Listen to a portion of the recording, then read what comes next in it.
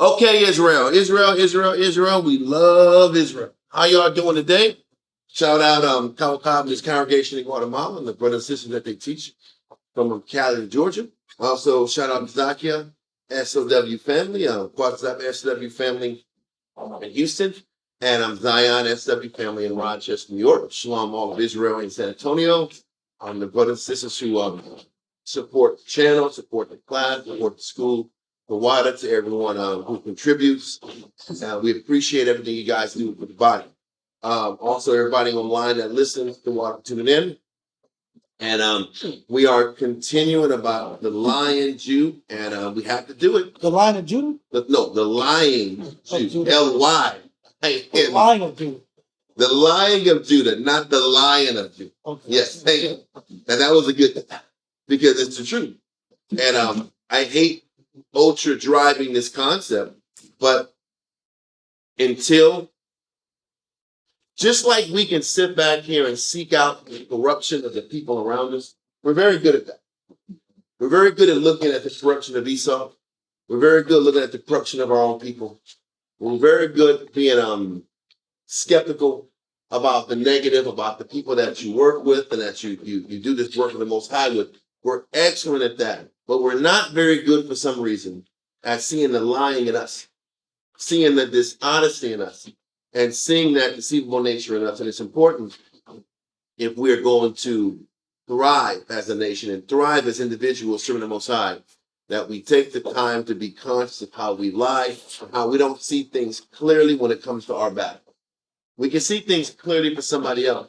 When it comes to us, there's some fogginess and a lack of clarity when it comes to our pride, our rebellion, our selfishness, and our egotistical nature. Vampires too. Because vampires can't see the mirror. They look in the mirror, they don't see it. Famously. The vampire looks in the mirror, it sees nothing. Okay. And they can't deal with the light. They can't. So either we're going to be like Christ or we're going to be like vampires. Yeah. There's a lot of vampires. There's a lot of vamps in the nation. And that's true. Well, let's kind of bring it in. And let's go back to the start of it. It's Luke 8:15. Hopefully this class will be the last part of the top. Not the top. We have more classes this time, but this will be hopefully the last part of the parable of the seed and the sower. How the parable of the seed and sower ties into the three type of deceivable mindsets, or the three type of deceivable archetypes, and the one honest archetype or honest type of spirit in which one person can grow in the truth out of four. Out of every four people that cycle in the word, one can actually grow and get the max out of his or her spiritual experience. And that's what this parable is explaining. What you gonna say? As a quick question. And for those that are new that haven't seen series 1 or series 2. Or series 11. We've been on 11 classes. Because people kind of sometimes come in and phase out. The actual reason this class is written is for what? What was like the philanthropic reason? Well, the reason that we go into this, so many of us don't understand why we can't grow. So many of us serve the Most High or attempt to serve the Lord.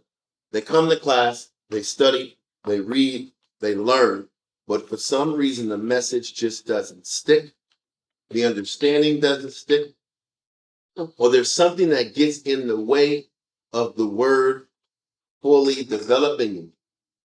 And a lot of us sit back here and just can't process the loss we go through and the suffering we go through.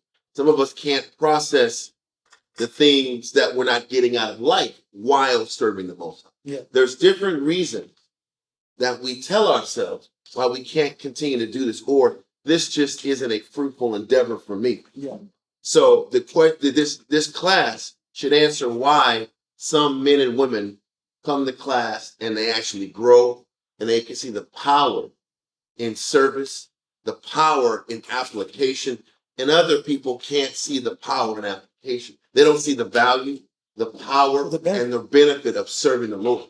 And I was asking that because there's a scripture that says, ever learning, but never able to come into the knowledge of the truth. And we've always used that scripture, people that are like having to just bouncing religion to religion to religion, or they're bouncing book to book to book. But it's also Israelites that can't just understand the rhythm and the understanding of why we do what we do, why things have to be so. You know, people can't get past why things are so difficult in the truth, why serving the Most High can be so challenging, why you have to lose so much, why you have to always be in this perpetual inconvenience. People can never understand that. And if they can't understand it, they can never learn what this word is about, and they can't grow to their maximum potential because. So let's go back to Luke 8:15. Luke chapter 8 verse 15. But that on the good ground are they, which in an honest and good heart, having heard the word. So there's a particular archetype of brother or sister who can hear the word. All four of them hear the word. But this particular person, the word or the message or Christ's message can actually penetrate on good ground, and actually grow to their maximum potential. Because the other ones grow too. It's not like the word that hits other people. They don't have the capacity to gain something out of it. But in the midst of other people gaining the knowledge and gaining the understanding, something gets in the way of the growing. So their growing is stunted. Okay. Whereas the one who receives the information, receives the word, and can grow to full capacity, nothing gets in the way of the process of learning and growing. Because some people just get the word and you see them shoot up and you see the growth immediately. Some take a little time and they start growing and blossoming. And some just burn out. And what makes one person value what it takes to grow, and another person just can't value what it takes to grow and are hyper focused on the outside elements that get in the way of growth. And we'll just say, people will commonly say, well, that person was just wicked. And it's not that simple, because if we look at things that immaturely, you'll sit back here and eventually fall prey to what they go. Because all of us have to be conscious of things that get in the way of our growth. So when we deal with that word honest, but that on a good ground are they, which in an honest and good heart, having heard the word, keep it and bring forth fruit with patience. We'll go into the patience part later. But the honest heart is, because we know heart is what? The heart is talking about the mind. The honest heart is imperative for the word to actually penetrate and to actually grow to fruition. But a lot of us don't operate in honesty. And the reason I can say that with confidence, because we've been going over many classes about that deceivable seed, that is the majority of people. You have a handful of people, not a lot, that are completely convinced to being honorable in the eyes of the Most High. Then you have a handful of people who are completely bought into evil. But the majority of everybody else lives a lie. If you're not completely, They live in a delusion. come. So for everybody else that lives in a delusion, through the scriptures, the Most High eventually pushes those people aside also. And this is the deceivable nature. The deceivable nature is that seed or that ground that is dishonest. Because honest ground, the definition of honesty, one of them is to operate truly. But to operate truly, you have to be aligned. Aligned means connected. You have to be connected between your words, what you teach, what you taught. Your words, what you say, has to connect with your actions. So it says alignment between your words and actions and reality. Because the thing is, sometimes a person's words can match their actions, but they're not in reality. And if you're not in reality about who you are, what your limitations are, what your weaknesses are, how will you ever know how hard to work to get the recognition of the Heavenly Father? Too many of us, a lot of us do this work and they attempt to do good. But why do people attempt to do good and it's not enough to get a blessing?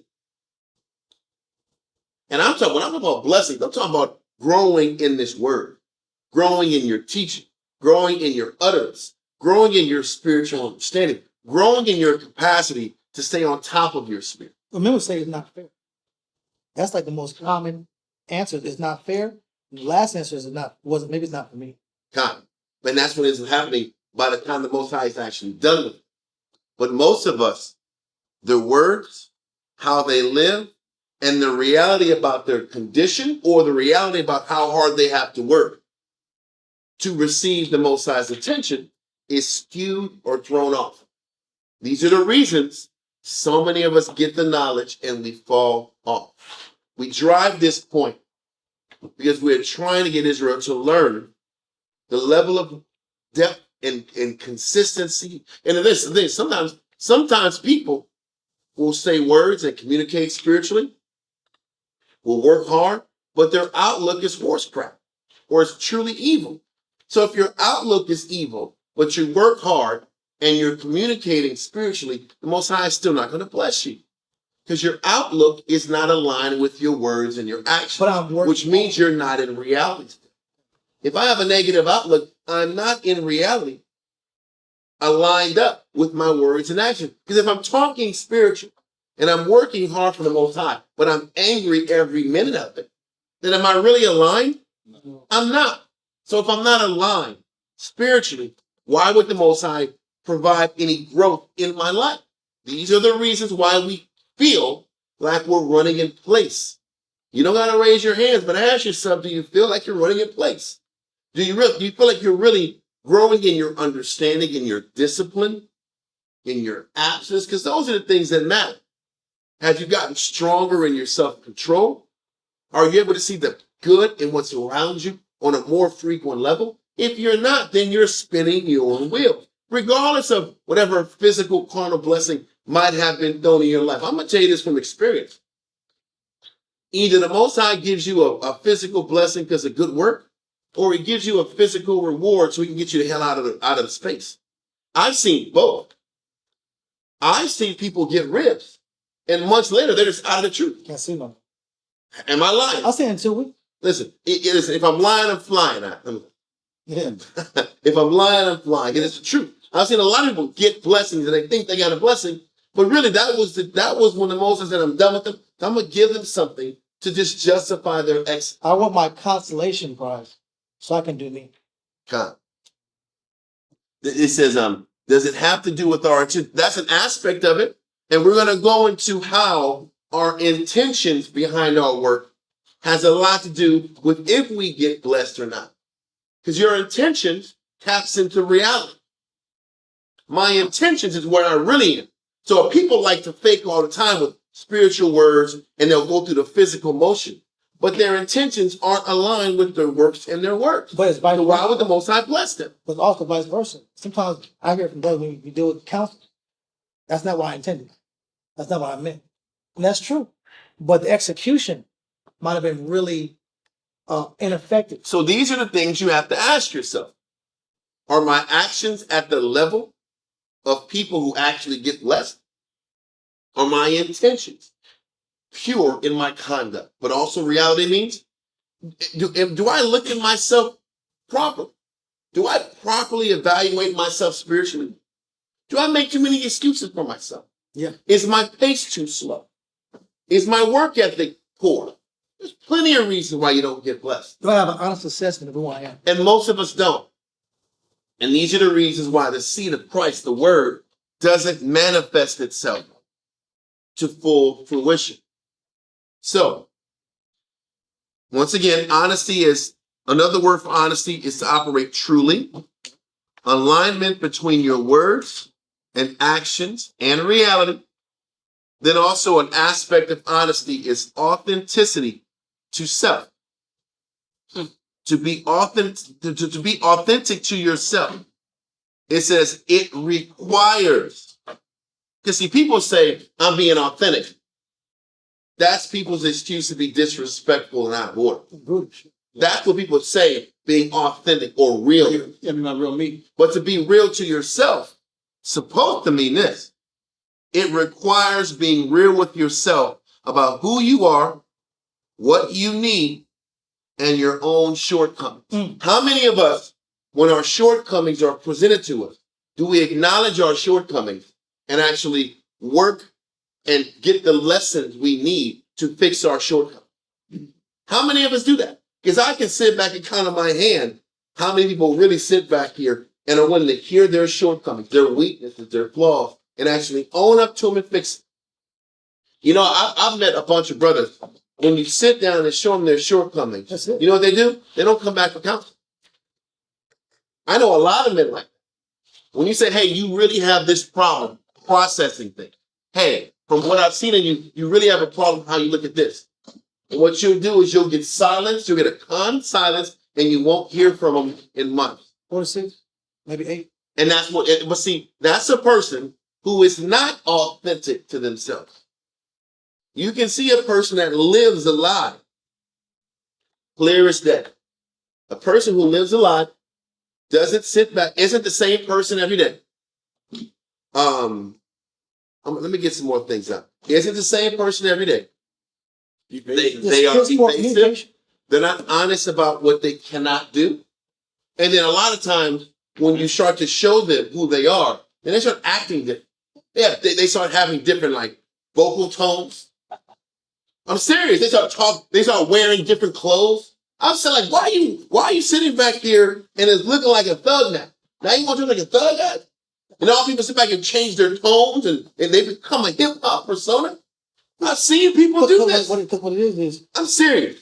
People dressing like Tupac now. Like, what's going on? You got bandanas backwards and stuff. Like, what are you doing? I'm changing avatars because if this is the character you're listen. You think I'm lying? Yeah. There is avatar switching in Israel. When you start showing people who they really are, then it's like they got to put a new costume on and be a different person. You check the glasses version of me. How about the glasses of me without the glasses? That was glasses below. That was me with braids. You can check me with an outfit. That's a different guy. This is glasses. That's gas. What's the difference? People change their visual aesthetic because I want to disassociate from the correction because it affects my mind. Or people operate in the spirit of deflection. So once again, this is the reason. So people who are not authentic to themselves can't handle how it feels to be shown the real them. Because that's the reality of it. Why don't people want to deal in reality? Because they hate how it makes them feel. And that is the root of it. So then when a person hates how reality makes them feel, Esau classifies that as an insecurity. Right? Mm-hmm. But an insecurity is another word for weakness. Insecurity is another word for pride. Didn't the Bible say insecurity / pride goeth before what? So, but people, I'm insecure. That means you're about to die or get pushed aside or be done away with. And this is why we have to take our time to express these realities. Because if you're not honest with yourself, listen, for all of us who deal with addiction and the lack of capacity to control yourself in one arena, if you ever go to those meetings, what do they do? What's the first thing when you go to these AA meetings and all these meetings? What do they say? What's the first thing they tell you? You have to acknowledge what you are. You have to acknowledge your drug addiction. That's that one. Acknowledge your alcoholism. Acknowledge your anger. Acknowledge your sex addiction. Whatever your vice is, you better say it. And you got to say it in front of everybody. Right? Every day. And every day? It's not one meeting. It's when you talk to this person, they say, by the way, this is who I am. Every time I talk, just so you know, this is my name, this is one. How many Jews do that? My name is this, and I said I'm a habitual quitter. Who says that? I am such and such and such Gabar warrior of the Most High. And I lie to Allah. And I'm selfish. I'm a selfish person. Yeah. I'm such and such and such Allah. And you know who I am? I don't care about my brother. I'm something of the spirit, Raha. And I don't study. Because I don't like reading books. Because my brain hurts when I read books. But I'm in a Bible school that requires you to read books. Why don't people just keep it real? That's a real damn dilemma. I am in a Bible school that requires reading books. And I don't like reading books. Oh my God. That's like going to be in mechanic school and I don't like getting my hands dirty and greasy. Then why the hell are you there? Oh, yeah, I want to be a mechanic, dog. I love it. But you know what? I don't really like having to go on my... I'm like, bro, you better figure this out. You better finish. That's a damn problem. Or, I sit back here and I like to sell. I'm a brilliant salesman. I just don't like talking to people. Bro, what are you doing? I am in education, but I just don't like children. Bro, you know what? This ain't the job for you. Why are you going to school for this then? But this is the Jew. I sit back here. I want to teach God's people, but I don't like saying the Bible. Well, I don't like God's people. Well, I don't really like God's people. I don't have any mercy with God's people. I always see the worst in God's people, but I want to teach God's people. Then what? You're in the wrong profession, sir. You see, that's reality. That's dealing in the reality of life. How many of us, listen, I sit back here and I'm in this truth with my man, but I really don't like the things that my man, how he lives. I really don't like the Bible then. But I'm here in this organization, serving my man, but I really don't like the organization. I really don't like the organization represents. Then why the hell are you here? The answers are very simple when you deal in reality. Why are things so complicated? Because we're liars. Yeah, but it's more complicated. It's deeper than that. It's deeper than what you just made it too simple, War. It's deeper than that. Yeah, I kind of like the truth. I kind of like what the knowledge is. I just don't like everything about it. Okay, so either you're going to, so if you stay for 10 years, is the doctrine going to change? If the doctrine's not changing, then why are you hanging on if you're not going to accept that you have to change how you look at things? The doctrine's not changing. So either you leave or you change how you look at the doctrine and the lifestyle you live, or you live a lie. I'm a lot of myself, so it doesn't affect me. So I can sit back and waste time. I'm just going to lie. I didn't hear that. I didn't hear that. I didn't hear that. I don't know if that's true. I didn't hear that. It could be. It don't have to happen to me. And how many people do that in life? And then it's the truth. And then 10 years later, they talk about this. I was manipulated. There was a bunch of master manipulators. No, they're not. We told you who told you you was going to be rich? Who told you you were going to be the only one forever? Who told you that? Your head, the lies in your mind? Stop capping. Or they say, this is the one that really bothers me. So you're going to get lifetime achievement award patches? You're going to get rank because you was here, complaining the whole way? So every Passover, we're on the hook to gift patches for rebellious people? That don't make sense either. Can it be merit-based? Can anything be merit-based? And what is the merit based upon? Can you change how you look at things and accept things that you didn't want to accept in the past? Somebody got to change. Either you change with the program or you leave the program. Nobody has anybody hostage here. Right or wrong. Nobody's saying you better stay. You better stay. Oh, you gonna get lightning bolts hitting you after you leave. You better not. You gonna get some hooly gooly on you. Ain't nobody saying that. I gotta get some Cajun names. Right? There's a Cajun hooly gooly. The hooly gooly is coming. It's coming for you. Listen, I got them dolls that coming. I got dolls. I got poker things. You better not leave. Yeah.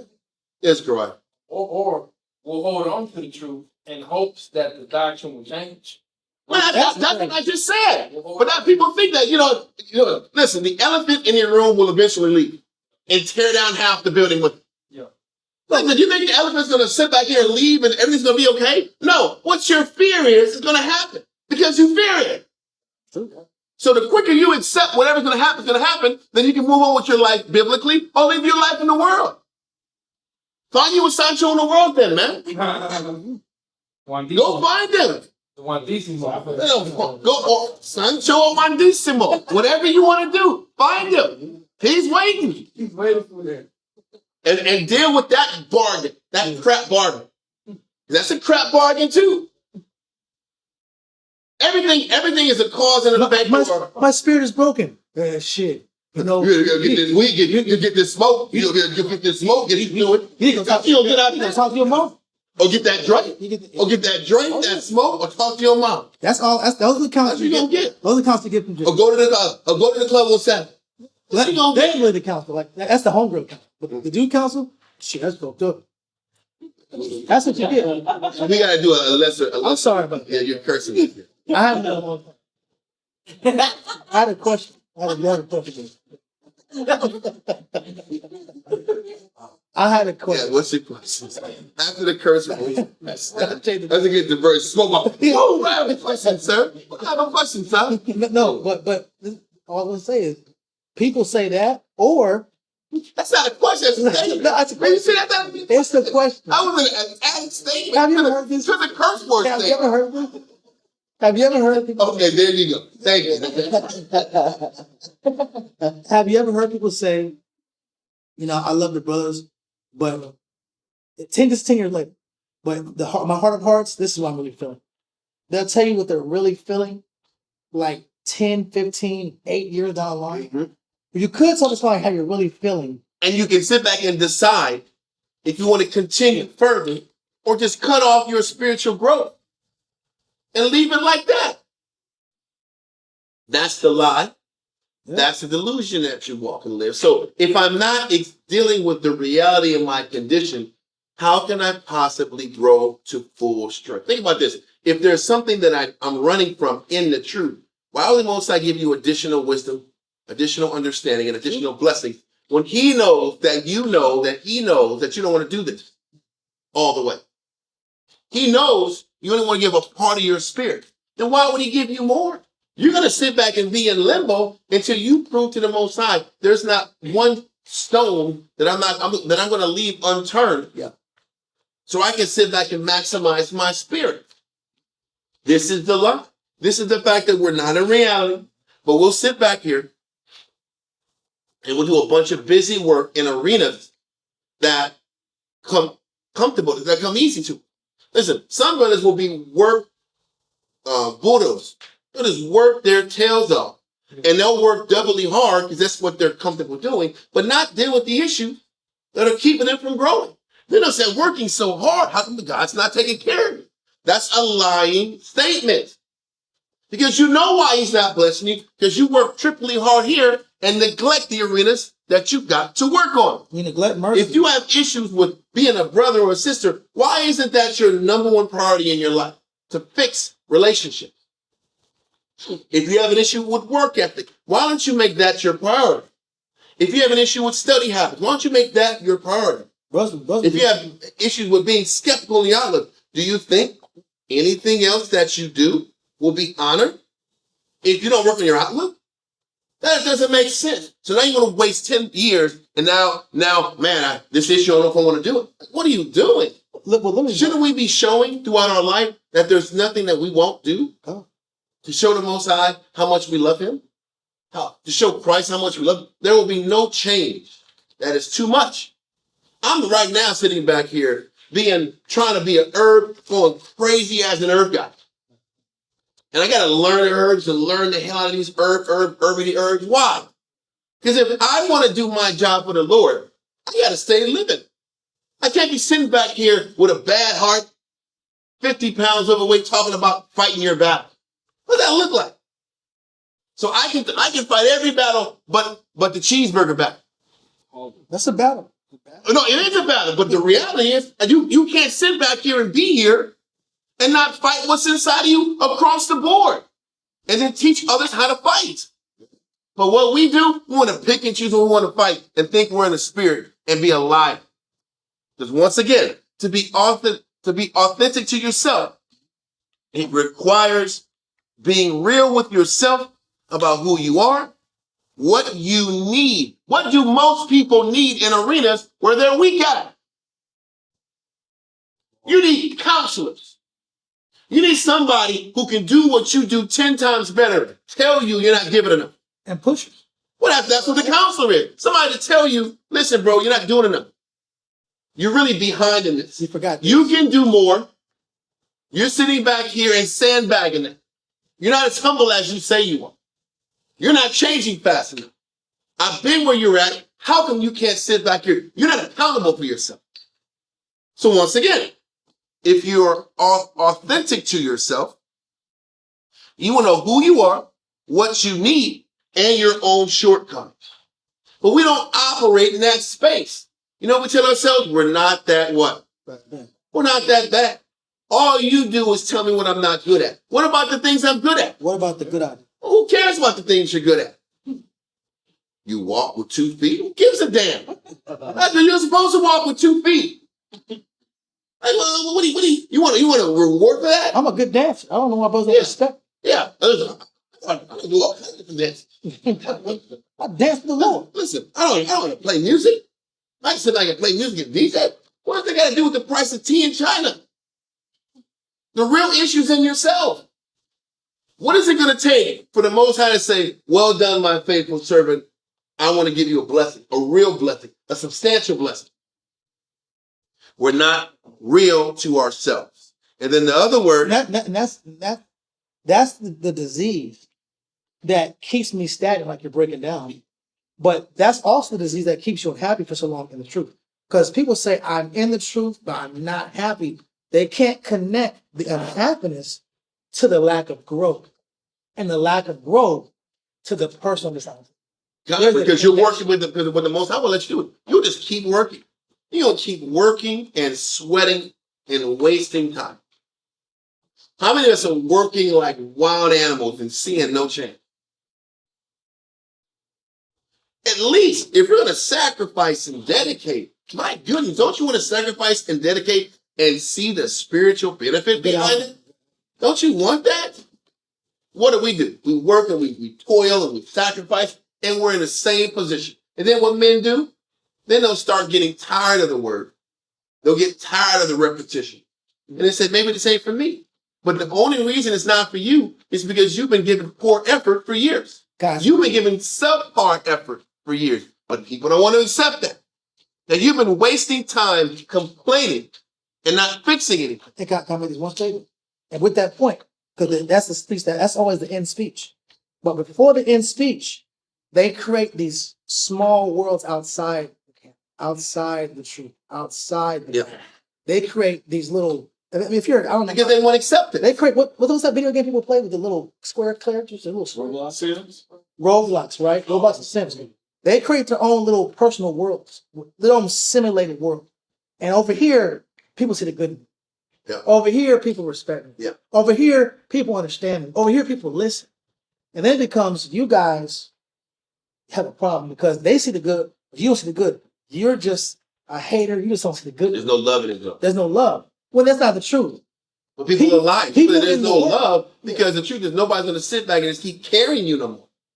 I've heard that there's no love thing forever. How come people that say there's no love can't see that they're vampires and they just take and take and take? And now the hustle, I can't just take from everybody. Now the hustle's up. Now there's no love. Let's continue the scripture. Or another definition of the scripture. Another definition to honesty is self-honesty. And the definition of self-honesty is the ability to look inward and view yourself, your flaws, and your motives without bias or denial. So the ability, meaning to be self-honest, is a skill that has to be practiced. Self-honesty is the ability to look inward and view yourself, your flaws, and your motives without bias or denial. Now the question is this: how can you trust that? People say, man, I do that. Well, who are you sitting back here bouncing those counsels off, those self-counsels, to let you know how you're looking at it is correct? That's going to be the next part. We're going to hyper-focus on that part later. But how many people that are spiritual do you lean on and are completely honest about your thoughts and where you're going through? And how many people get that response and, man, yeah, you know what? You are on point. How many people are even doing that? How many people are giving people the whole picture of your motives? How many brothers and sisters are expressing their flaws and their motives without bias or denial? Yes, sis? People are in self-denial. People are in self-denial concerning how negatively they've affected people. People a lot of times sit back here and will say, man, I don't have any brothers in the truth. I don't have no friends. Doesn't the Bible say that he that has friends shows himself what? Must show himself friends. So if you don't have friends in the truth, then you think you got to get friends in the world. Why is that? Maybe you are poor at making friends. Why is the answer always nobody cares about me? Nobody understands me? Because it's you want to say people don't take the time to understand you. Do you take the time to learn how to be respectful? No. Do you take the time to learn how to make friends and to build allegiances? No. All you want to do is, how come nobody makes the adjustment to make me happy? That's the self-denial. It's the same thing with marriages. I was the greatest wife ever. Oh, did you ask the husband that? Maybe not. Are you honest with that reality? Or do we sit back and tell ourselves all the great things we did and not allow somebody to tell them the truth? We never. How many times when a person tells the truth, do you take it and say you appreciate it? Or do you get offended by it? You get offended, which means you're in denial. Because you don't have the humility to own up to real, honest criticism and critique. So, self-honesty is the ability to look inward and view yourself, your flaws, your motives. That's the key. That's how you're disconnected from reality. Because you're not honest about your motives. You know how many times I hear people in counsel and they say, yeah, I'm really focused on this. I'm like, that's not what you're thinking. 15 minutes to talk. We get to the reality, that wasn't your motive. This was your motive. This is where your heart was really at. We lie when we're sitting back here and painting a story about how we're wrong. We're not honest about what we're really angry about. But we think the Spirit's going to honor our lies. A lie is not being honest about your motives. What can I say this? Why are you upset? Why are you depressed? You're depressed because you want something that's not biblically connected to the Spirit. True. Whatever. But the lie is the feel better. Mm-hmm. If I lie to myself about such situation in the arena, now I have to walk around with guilt. People don't want to carry the backpack of guilt. They don't carry the luggage of. I've wasted 10 years. I've wasted 15 years of my life running in place. I got a bad result because of my lack of judgment. Nobody wants to wear that patch on their shirt. The lack of judgment patch. Yeah. So in order to not have that patch on my shirt, they misjudged me. Yep. They mischaracterized me. They didn't love me. Or the patch, I'm really a hateful person. Yeah, the hateful patch. Not the officer of 10,000, officer of 1,000,000. You get the officer of hate. Officer of envy. Officer of jealousy and envy. Officer of lack of study. You never counseled about the things that bother you about other people, how that connected to your mind. When you're not supposed to be eyeballing other people so much. I think I broke it down on the Shabbat. And previous to that if you're giving more attention to other people's zones, you're definitely missing your zone. You're definitely missing going in your backyard. Because you look at everybody else's front yard and back. Mm-hmm. You're not necessarily missing what's going on in your backyard. You're choosing to put that last. But let's continue because there's more Bible verses. The last part of this self-honesty is being radically real with yourself about your own feelings, flaws, and motives. And that is so important that we are truly extremely real about who we are. Because too many times we are light on ourselves, light on how hurtful and how hateful we are, light on how unaccountable we are. Or unpleasant. Because listen, we are razor sharp for other people. Mm-hmm. We are razor sharp when it comes to correction, especially brothers and sisters who are experiencing the world in the truth. We can beat in on what another brother or young sister ain't doing. But all of a sudden, we're not that hard on us when we ain't fighting our battles. That's the liar in us. We can sit back here and check and correct people that aren't in the Spirit. But when it comes to us and our flaws, we have a blind spot. Why do we have the blind spot? Because we want to lie to ourselves. Because what we'll do is some of us will be excellent counselors. And we'll learn how to counsel other people and be the greatest counselors, but not look at ourselves. Because it's easier to focus 100% of your attention about what the brothers or the sisters ain't doing. Yeah. But I don't put that energy into what I'm not doing. Because that's the cop out. I have to focus my mind on the brothers and sisters in the camp. That's cool. But if you're a leader, you got to focus on what the camp ain't, the body ain't doing, and be doubly on top of what you don't do. Isn't that what Romans 2 said? Romans 2 deals with hypocrisy. The one that sits back and tell everybody what they don't do, but do you do it? That's the liar. A hypocrite is a liar. You can zero in on what people can't do, but you don't zero in on your slothfulness or your hate or your lack of patience. But we expect to grow because we're very good at seeing what other people don't do, or we're very good at working hard, or we're very good at showing up every day and not quitting. All that are masks for the spiritual change we're not taking, and we're not committing ourselves to. Because if we're honest, if you're honest, why aren't you giving your focus on what you're not good at? If you're honest. Because if you know you're crappy in these arenas, why are you putting more energy into things you're good at? It's an ego boost.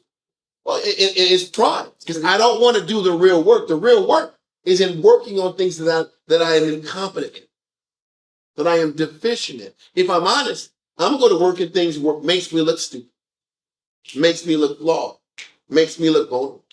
That's a person who's humble. But we don't live that way. And we choose not to live that way, and then we're aghast at why the Most High don't bless us. The power is in choosing to face things you know you ain't good at. That's the power in Christ. Because if you're humble enough, he will pull you out of that weakness. And he will take that deficiency spirit off of you if you're humble and committed. Let that go and go to Philippians chapter 4, verse 8 through 11. Listen, I keep going back. This is like the third class in a row I've driven that definition in that verse because it's so important. Come. It's so important, and it's something that Israel really should commit themselves to buying into, being honest about who you are and your limitations. And what happened even now, people that sit back and say, "Con," and go home and keep lying, and never let somebody just keep it real with them. Even to this day, third week. The reason I'm doing it for 3 weeks is I'm still not getting people coming in counsel and being real. Like, bro, you're getting the answers to the test, and people are shooting out, not confessing what's inside of them. And you wonder, man, what are you doing if you want to just keep living a lie? What are you doing in this work if you're comfortable lying to yourself? What are we doing? Read that, Philippians 4 and 8. Come. Philippians chapter 4 and verse 8 reads, finally, brethren, whatsoever things are true. Whatsoever things are true, read on. Whatsoever things are honest. Those are the same thing. To be true and honest. So why have to say it twice? Because we're liars. He tried to trick you. True, okay. He said, whatsoever is true and honest, meaning whatsoever can help you get to the reality about who you are. Whatever type of thinking can help bring you to honestly facing what you cannot do on your own and being clear about your flaws. These are the things you're supposed to think on. The honesty about yourself, the honesty about your work ethic, the honesty about your study ethic, the honesty about your humility, the honesty about your selfishness, the honesty about how you accept your life in Christ, the honesty about, are you really honest about, are you really 100% in this? That's an honest question. Are you 100% committed to change? This is what we're all supposed to be thinking on. Am I going to be transparent in my communication to my elders? Am I going to be honest about why I'm where I'm at in my life in Christ? Whatsoever is true and honest, read on. Come, whatsoever things are just. When it comes to judgment. You know, the thing is, you can't even be just if you're not honest. You can't be a just person. You can't be a just judge, a just person in matters if you're not honest with yourself. How many times we deal with men who are biased about certain things, but they're soft on crime and other arenas? Why is that? Because you're not honest. You can understand sin in this arena, but damn it, if you sit back and disrespect me, that's over. Why are you so hell-bent on disrespect, but you're cool on sexual deviance? That means you're not just because you're not fair and honest. And you're not square when it comes to all sin. But you're not square when it comes to all sin because you don't sit back, you're not honest about how filthy you are in every arena in your life. We're not just because we're not honest. Why am I going to sit back here? You know, some people are just really strong on respect. And I respect that. I respect people that are like, you know what? I wouldn't be disrespectful to my elders, so you don't have that one. That's fair. But are you just when you can see that and judge correctly in there, but in other arenas you're light on it? Do you think the Most High is honorable with that? If you're going to ride somebody this hard in this arena, then ride them hard in arenas where you're weak at. But it's hard to ride somebody hard in arenas you're weak at because you're weak at it. So now you're a hypocrite. So now, why is that important to understand? Because if I put pressure on myself to ride every flaw equally, I also put pressure on myself to fix me equally. But when you sit back here and you ride hard here and you're soft here, that's weakness in you. That's weakness in your judgment.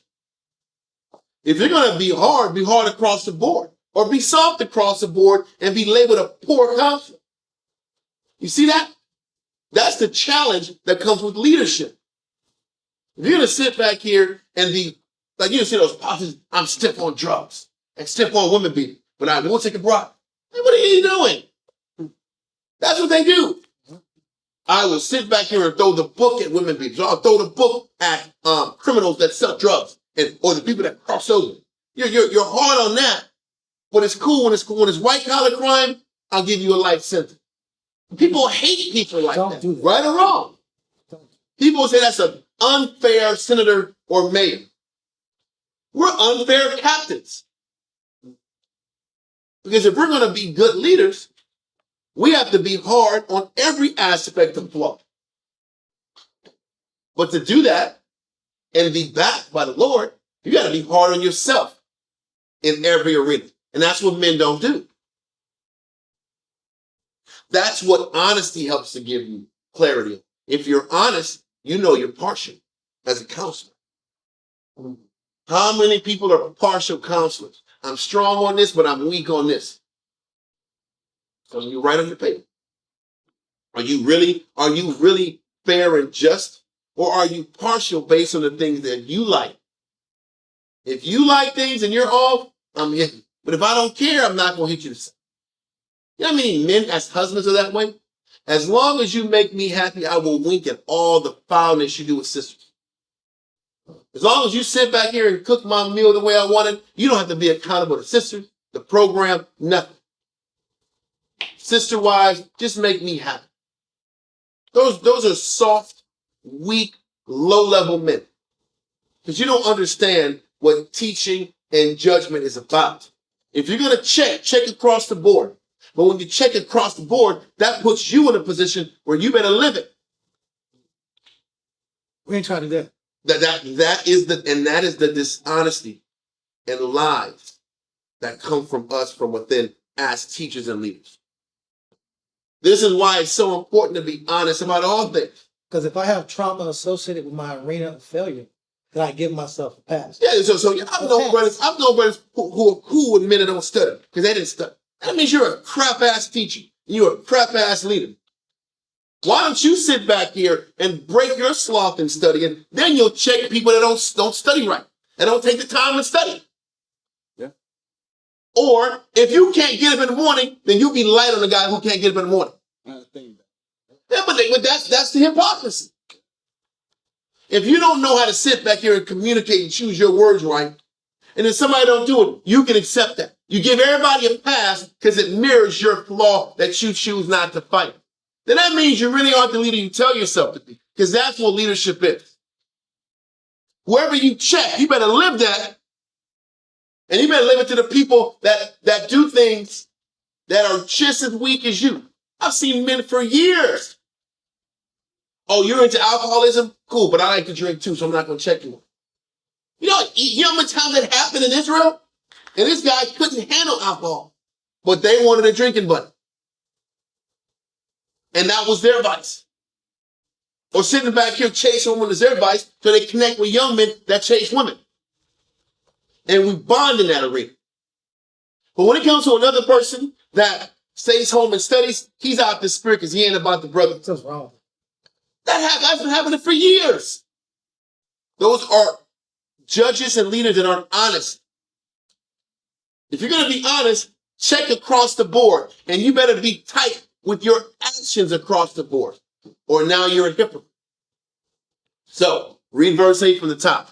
Come, Philippians chapter 4, verse 8 reads, Finally, brethren, whatsoever things are true, whatsoever things are honest, whatsoever things are just, whatsoever things are pure. All these things, to be pure, to be honest, to be true, to be just, means you have to be in reality. And so many of us are not in reality about the caliber of men and women we are. And about the effect of our deficiencies, the effect, the deficiencies we have on the body that we're responsible for.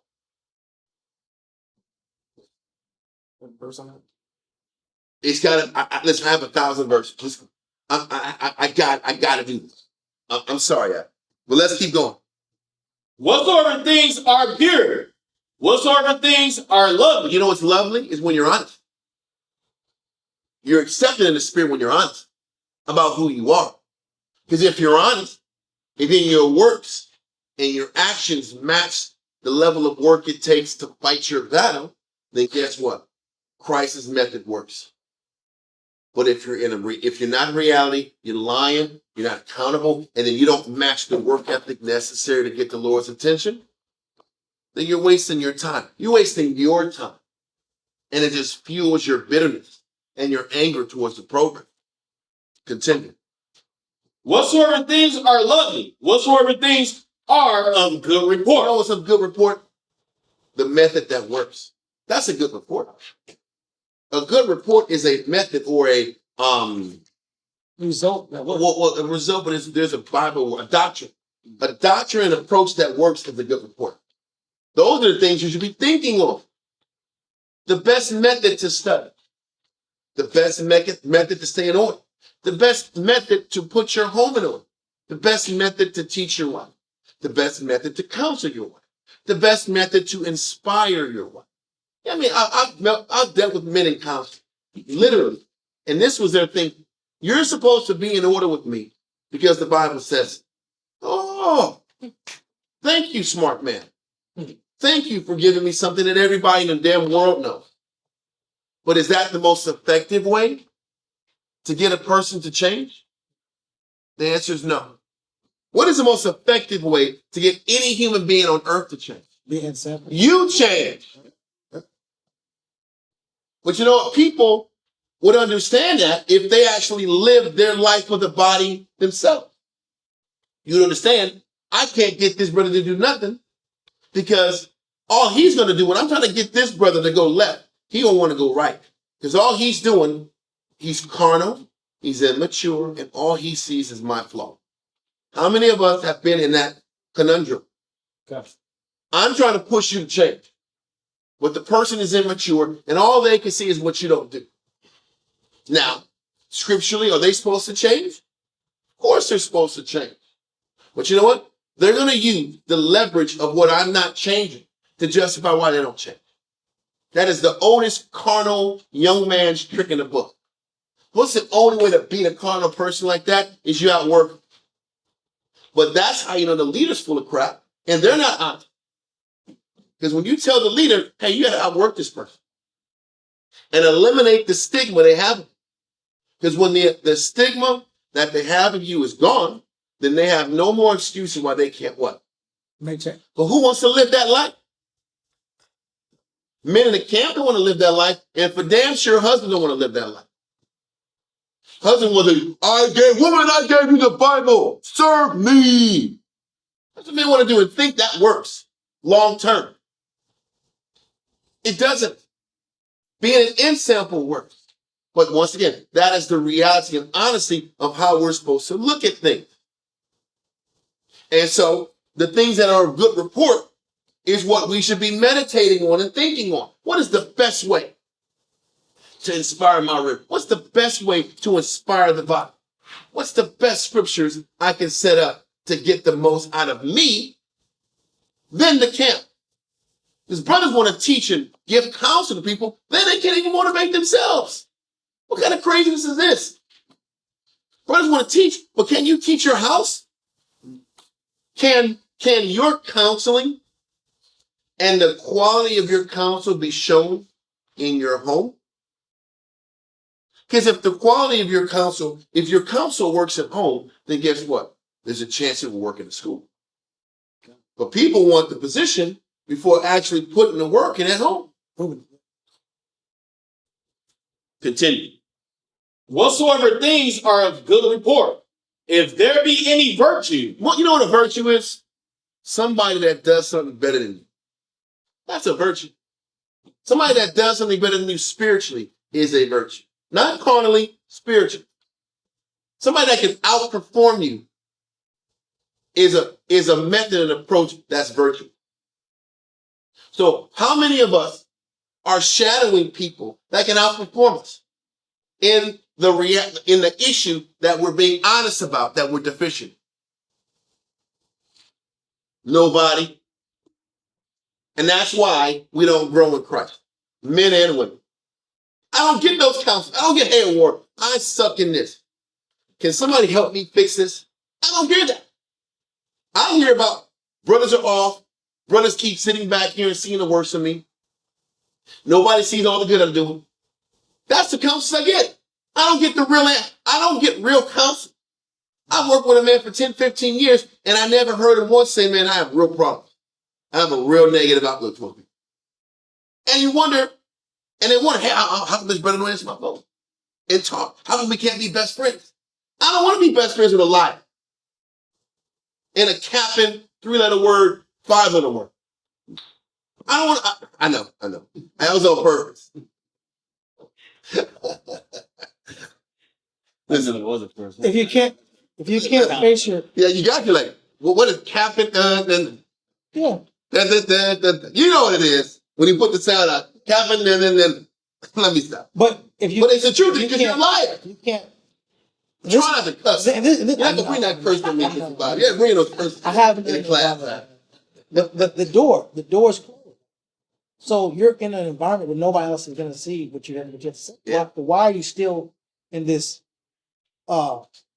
You're not transparent, or you're nebulous, or you're fogging. You're not clear. But there's nobody. The whole world's not looking at you. It's just one guy, two guys, max 3 that know you forever.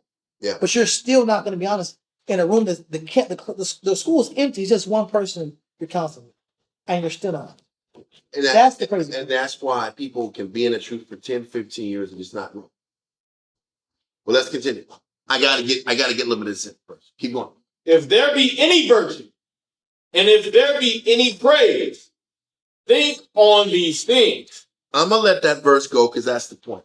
The point is to focus on thinking and meditating on honest, true things that keep you in reality. Because if you're in reality, you'll be a better counselor, teacher, servant of the Lord. Now, let that go and jump to Matthew chapter 7, verse 7 and 8. Because this ties into why we don't get blessed when we pray and approach ourselves to the Heavenly Father. This is why you sit back and pray to the Lord and do all this goody work in the spirit and think, I'm definitely going to get a blessing now. And it don't happen. There's reason.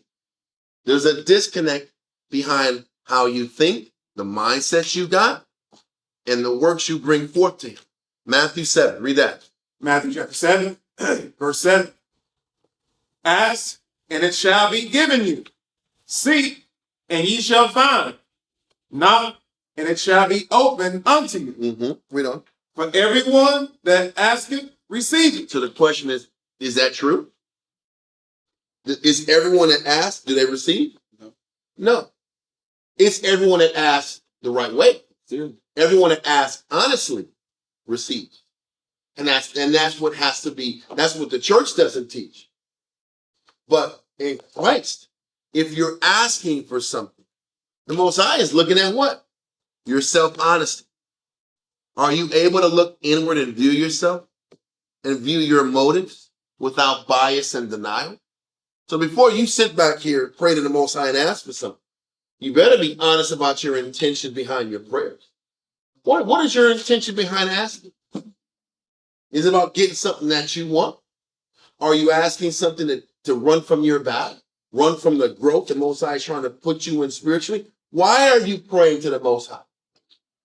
And then are you willing to put the necessary work in, talk to the right people to actually accomplish what you're looking for?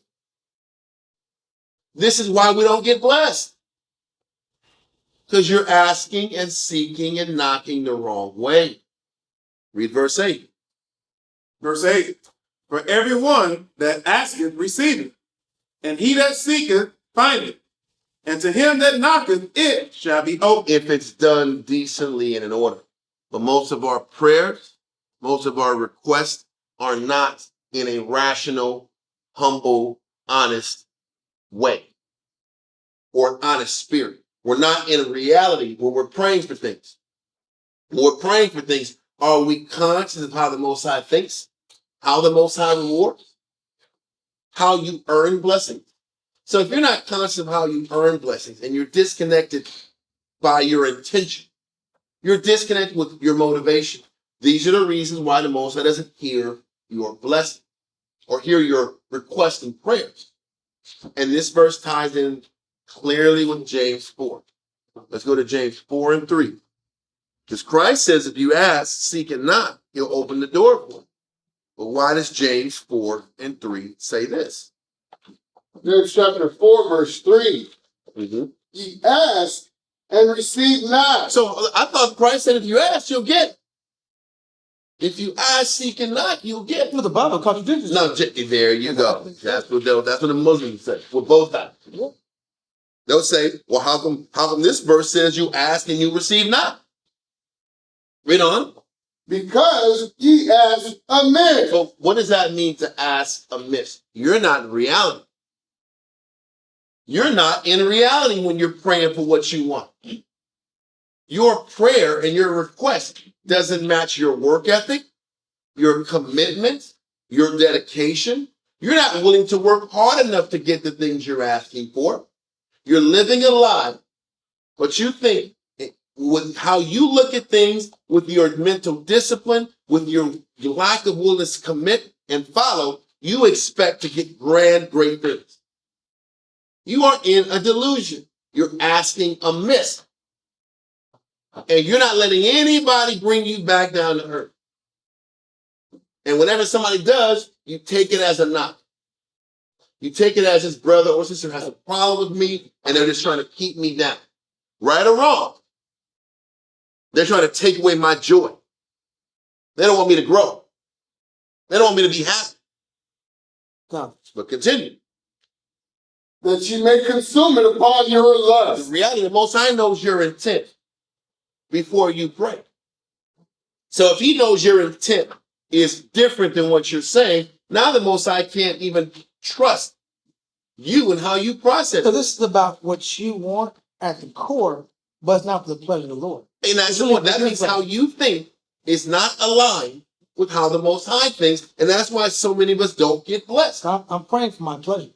That's all it is. If you want the root of it, I'm praying for my pleasure. But the problem, we're not honest about that because we think we're asking for spiritual things that we deserve. That's how disconnected we are. That's how disconnected from reality we literally operate in, and we wonder why the Father doesn't acknowledge it. Because Christ said, if you ask, seek, and knock, I got you. But it's better be in the spirit he wants you in. Keep going. Verse 4. Ye adulterers and adulteresses. What he's saying is spiritual adulterers and adulterers. What does that mean? To be a spiritual adulterer or adulteress? It means that the things I want are in direct competition with what the Father wants for me. The things I'm fighting for. You can't fight for the things you want and fight for the things Christ wants for you and then think you're going to get blessed. Until the Lord sees that the only thing you want is to please him, then you're not even in a position to ask for anything. And then how do you know the things that you're asking for lines up with what the Most High wants you to do, unless you sit back here and get taught? Isn't that what Romans 10 says? How can a person sit back here and learn unless they're taught? How can you understand the will of the Father unless somebody walks you through it? Or they have the zeal of God. Without knowledge. But what are we talking about? We're talking about the knowledge of history and anthropology and archaeology. We're talking about the knowledge of who you really are. Yeah. Well, and not exactly. Because the problem is this: you need to learn from experienced leadership where you really are in your spirit. This is why Israel has fallen apart and diminished as a nation. Because nobody submits to anybody. Nobody follows anyone. People will say, that's how you do it. You know what's crazy? You'll never learn how to truly grow unless you learn how to do things outside of what makes you comfortable. Nobody is ever saying to just forget what you do. You'll never do that anyway. But how many of us have the capacity to detach from what is comfortable for us and learn to do these spiritual actions a different way? If you don't want to do that in every arena, you'll never grow anyway. So, continue. God, ye adulterers and adulteresses, know ye not that the friendship of the world is enmity with the Most High? So when you're not honest about who you are, you're not honest about your intentions and your motivations, you make an enemy of the Father, and he won't listen to you. So then you're still in the quote unquote truth, wasting time, not growing, not advancing spiritually in your understanding and your communication and your lifestyle of Christ. So you're just wasting time living a vain life. Read on. Whosoever therefore will be a friend of the world is the enemy of the Most High. Read on. Do ye think that the scripture saith in vain, the spirit that dwelleth in us lusteth to envy? The spirit in us is consumed with what we don't have. But you know what? How many of us are honest about this verse? Where are you envious at? Where in your spirit that you think you deserve more than what you got? And if you can start zero in on where you think you should have more in your life and you don't have, maybe you can start fighting your battle more correctly. Because when you can start sitting back here and identifying what you're really upset about in serving the Most High, then you can kind of go against that, the nature that might make you want to push for these bad intentions that aren't meant for you. Because the thing is this, can you accept that the thing that you're envying about ain't meant for you right now? Can you accept that the thing you think you deserve in this truth, you don't really deserve? And then you'll get it when he decides to give it to you. But while you're waiting for the thing that you think you deserve to get, what are you doing while you're waiting? Are you changing the real things inside of yourself so that the Most High can acknowledge your real commitment? Because this is the truth. Whatever you want in this truth, stop wanting and make the decision to love this work more than the thing you say you deserve. With or without that thing. Because I'm going to tell you this, you can get what you want in the truth once you show the Most High you don't want it no more. And be sincere about it. That is the truth. Once you show the Most High through your actions and your commitment that having it or not doesn't matter, then guess what happens? It falls in your lap. Then you say, but I don't want it. But now you know how to handle it. See? It's not a God to you. Huh? Now you know how to handle the blessing when you're okay having it or not. Or not having it. When you show the Most High that whether you have it or not, it doesn't matter. You're going to still be full throttle serving him. Then the Most High says they're ready for it. And then you got to keep your end of the bargain. And the end of the bargain is you better make sure I'm first. And this blessing still remains second. That is a condition of man and woman. We get a blessing. We make more of the blessing than the Creator gave it. All the Most High is doing, when you get into this realm, he makes sure you know who gave you the blessing. In the world, you go get yours. You're taught to go get yours and be an overachiever and all that crap. In this realm, you're like, nah, if you don't accept the fact that I'm the one who disperses the blessings, you'll never learn how to trust me. In this realm, you better do it his way and wait. That's why Luke 8:15 talked about being honest, doing good works with what? Patience. You have to learn how to sit back and be honest and real about who you are, do good works, and wait till the Lord provides the blessings and the things you need to sustain yourself and make your walk more efficient for Him. This is the answer. But the honesty is in dealing with the fact that you're envious and you're lustful. And we sit back here as Jews and masquerade as good servants, but we all have ulterior motives about what we want out the deal. And can you be honest about what you want out the deal? What really moves you every day? Because when you get up in the morning, why do you get up? What's your reasoning? And are you really getting up with the most purest, sincere motivations? And if the answer is no, then be real about it. And let people check you and smash you for your foul motivations. Read on. God, verse 6. But he giveth more grace. Wherefore he said, the Most High resisteth the proud, but giveth grace unto the humble. Listen, he's giving grace to the humble. Grace is what? More time. More time, and you're getting something that you don't deserve. That's what grace is. Getting something you don't deserve. Because the truth is, isn't all righteousness what? Like filthy rags. Our best on our best day is nothing in comparison to how pure we're supposed to be. When you sit back here and understand the level of purity a man or a woman is supposed to be, purity from the Old Testament times is all predicated about anything that seems unclean must be purged out of the house. When you sit back here and go into purity law, it's almost like, damn, how can a person live like that? And when a woman is on her cycle, you know anything she touches is unclean and can't be touched. Bro, you know how that changes your entire life? My phone gone, the computer gone. You better throw all that TV, throw that TV in the trash, man. We always get new furniture, bro. Throw the television in the trash, throw the car in the trash. Call that. We all have. Get rid of that good China. That China's out of here. Cups. Yes, you better have all red Solo cups in there, right? Man, we trying to survive here. and those crappy little plates that bid is gonna put you in food in there, right?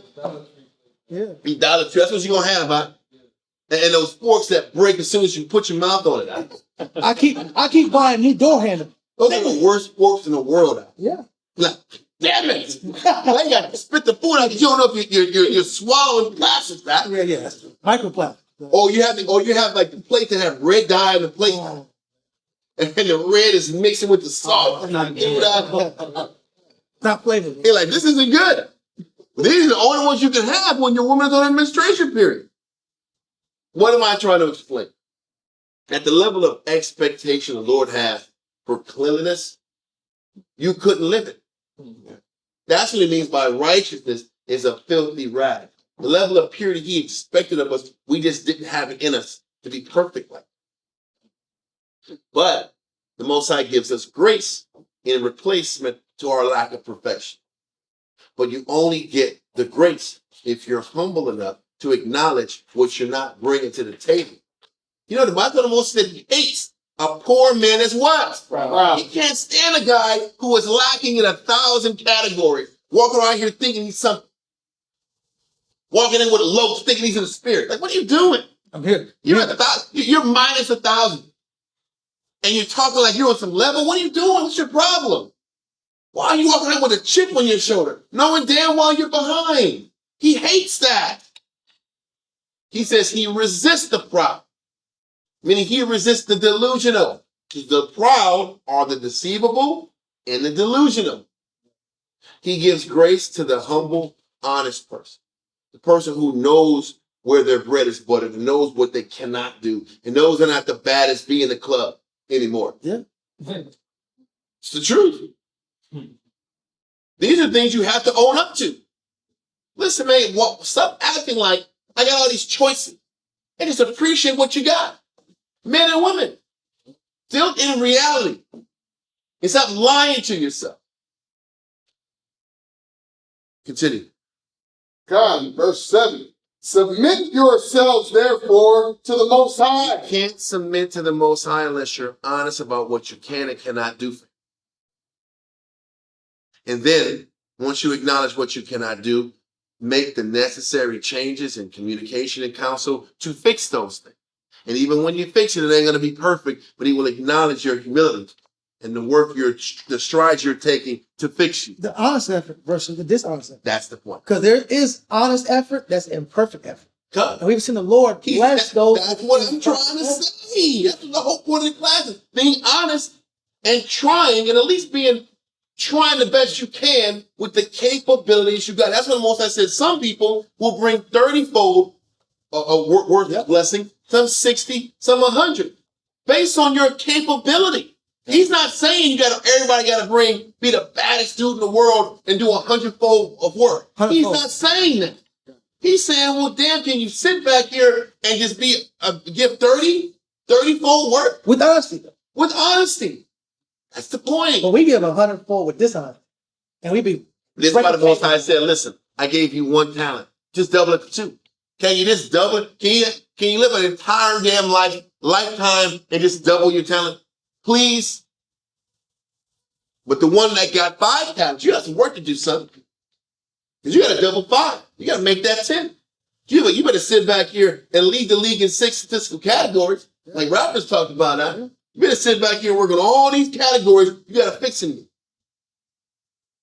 That's how he looks at things.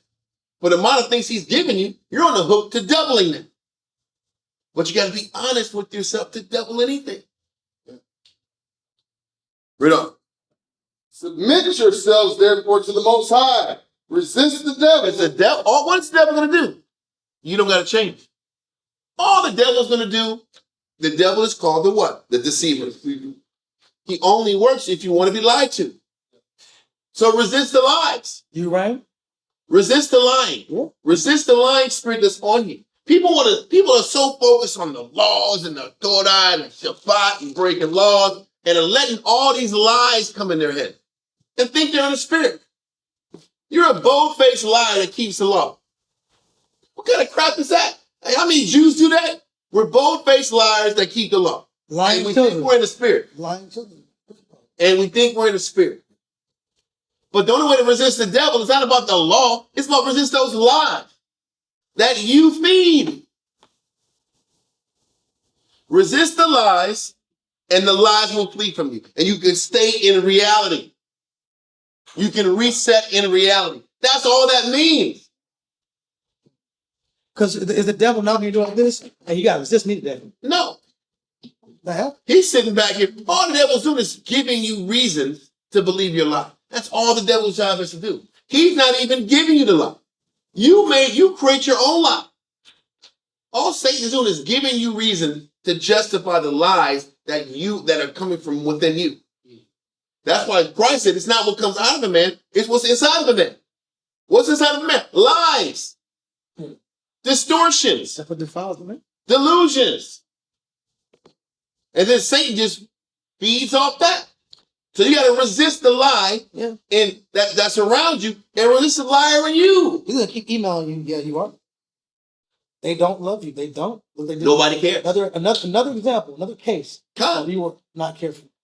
Man. I don't know a clear way to get to paint this picture. Resist the devil. Resist the devil use of exploiting you for your life. Don't forget it. The lukewarm person is the deceivable person. And the lukewarm, deceivable person, the Most High will spit them out. We've gone over that in previous classes. Because you're allowing Satan to manipulate Good. your dishonesty. That's all it is. Now, what I want to do, go to Job 15:2.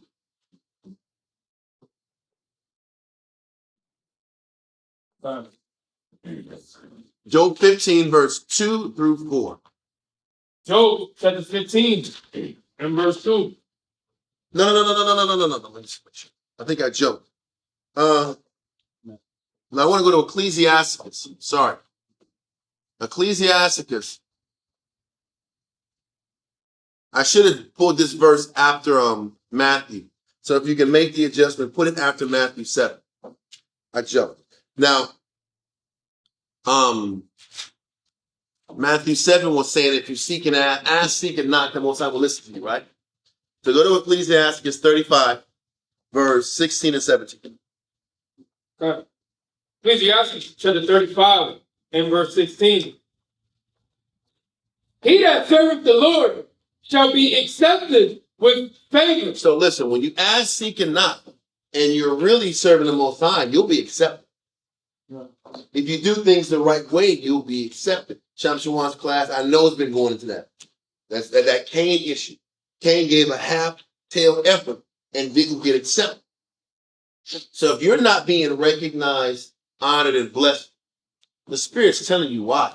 If you do things right, you will be accepted. Read on. Time. It says, he that serves the Lord shall be accepted with favor, and his prayer shall reach unto the clouds. How about our prayers don't reach the clouds because we're liars? Our prayers don't reach the clouds because our intentions are not pure. Our prayers don't reach the clouds because we're not even in reality. That prayer don't even make no damn sense. You know what the biggest lie we tell? One of the biggest lies we actually say is, I did everything. I did everything in my power. I did the best I could. That's the classic. It's a strong one. I've done it. And that was the one where the Most High says, I'm not even accepting that. I'm not accepting that. But it's a self-assessed lie, because we'll say, I've done everything I could do. And we always say it to ourselves or to people, but then you never let somebody audit. No, you only tell that to people who will agree with you. You don't tell the people that tell you the truth. You don't tell the people that you know will co-sign, because we're not honest people. He says, but if you're doing it the right way and your works are pure, your intentions are pure, you're honest, and your words and your actions and reality are all aligned, then your prayers will reach the clouds. But if your prayers aren't reaching the clouds, it's because something is wrong. You're delusional somewhere. You're delusional in your work ethic, in your verbiage, or in the reality of your condition. This is why some of us don't get our prayer requests listened to. Read on, verse 17. Verse 17. The prayer of the humble pierceth the clouds. Prayer of the honest pierces the cloud. The honest, sincere person, their prayer pierces the clouds. I know. Wow. Kind of. So if a person's not honest, this would be a easy, but it's not. It ain't. This is Chinese checkers. That's for the Jew. Honesty. Listen. Humble. If a person Understand. This class, I'm sleepy in class. I can't stay away. You know. Listen, if a person is humble, then a person is honest. But if a person is not honest, it's because he's not humble. It's not even a complicated point. It's clear. Mm-hmm. I just didn't see it. The association between we always humble. We think humble is just taking a check. We've been driving because pride. Don't be. Pride connects with dishonesty. Yeah, but pride connects with delusion. If pride connects with delusion and dishonesty and being deceivable, humility locks in with honesty. Honest about, and if you're honest, you're in reality. So I'm really, even though my face is down and I'm saying, oh shucks and little on me and my head's down. Still. My head's down, because we give the biling, we give the devil's tears, the devil's tears. I'm just the damn, darn it. Come on, man, my life. We do that. We do that. But that posture isn't honest to God. It's not an honest posture. Yeah, it's not honest. And that's the reality of things. So read that part again, verse 17. Verse 17. The prayer of the humble pierceth the clouds, and till it come nigh, he will not be comforted, and will not depart, till the Most High shall behold to judge righteously and execute judgment So what is he saying? The Most High will listen to your prayers if you're honest and humble. That was the point I'm trying to drive. Now, let that go. Now, this next verse deals with the person who's not honest. And they're trying to send up prayers and have requests to the Most High. How does the Most High view the person who's not honest, who's living in a delusion? So it is Job 15, verse 2 through 4. Job chapter 15, verse 2. Ready? Yep. Should a wise man utter vain knowledge and fill his belly with the east wind? He said, should a wise man utter information that will not lead you to any good?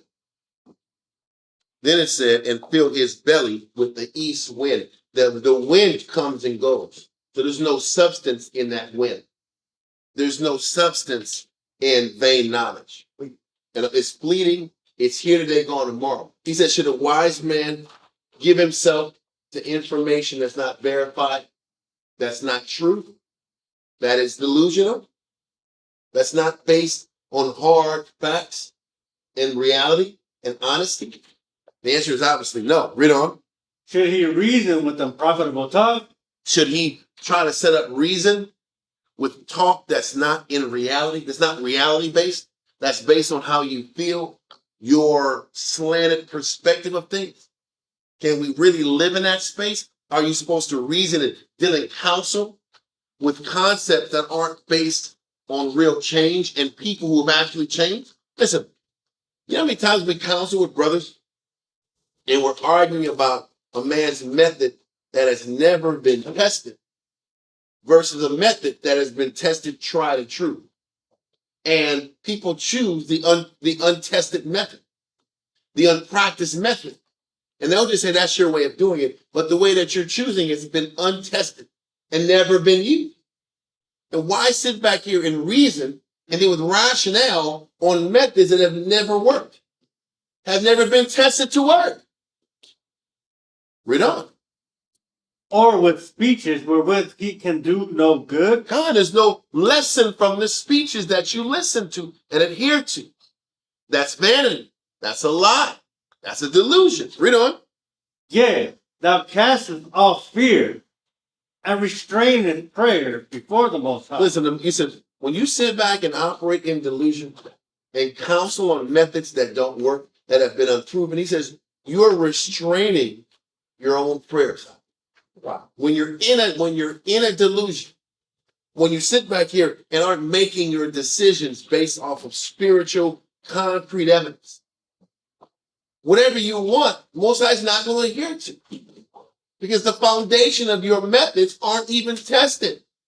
They aren't even tried. They just come from the wind, based off of how you feel. How many of us make decisions, life decisions, based off of feelings and not what the scripture says and not what counsel has taught us all the time? And we wonder why our prayers and requests are restraining and kept back from us. Now, before you go, this last verse, I want you to read this for me. James 1 and 26. This is a monster.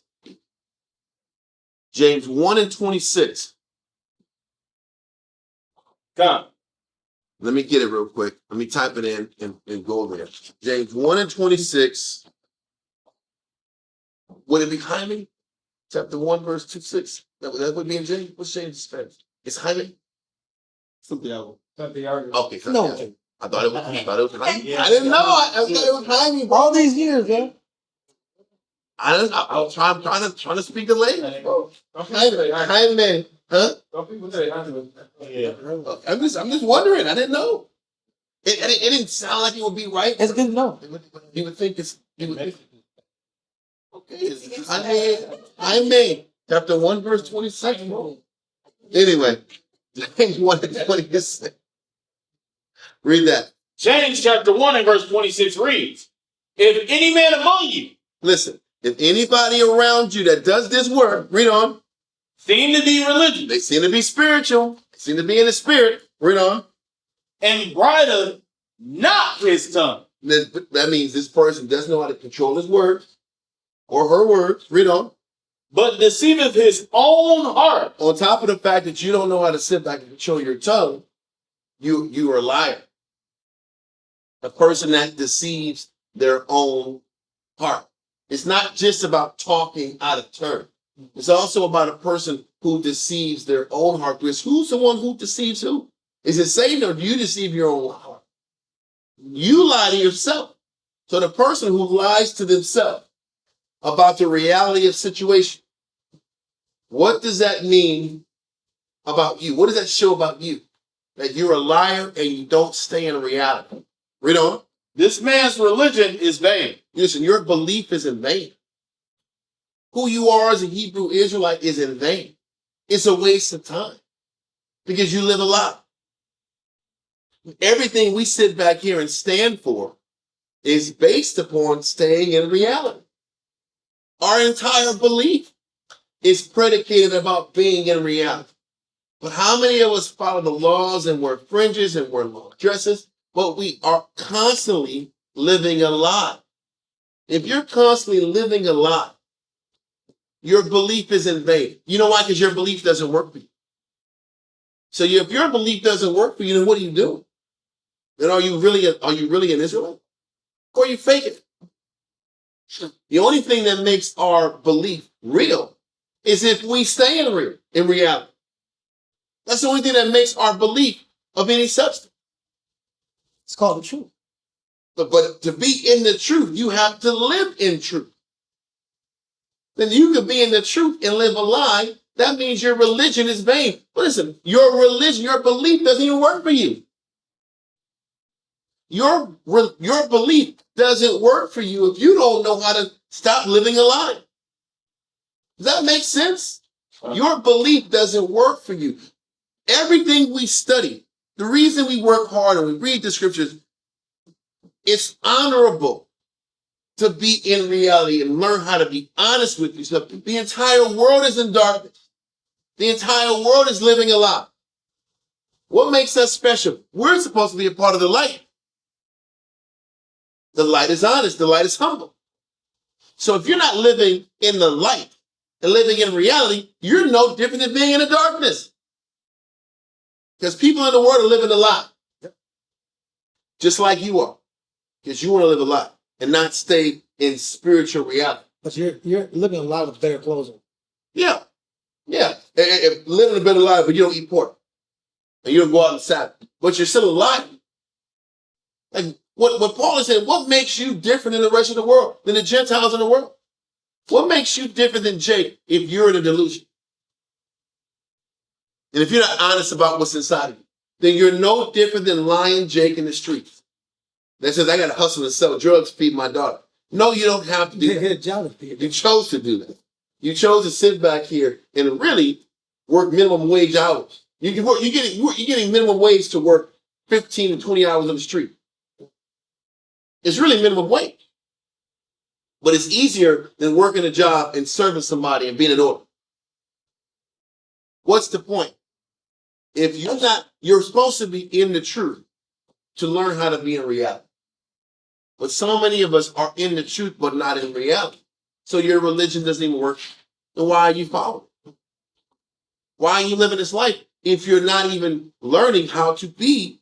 Find out if you're not learning to do what it takes to get the most out of it. Does that make sense?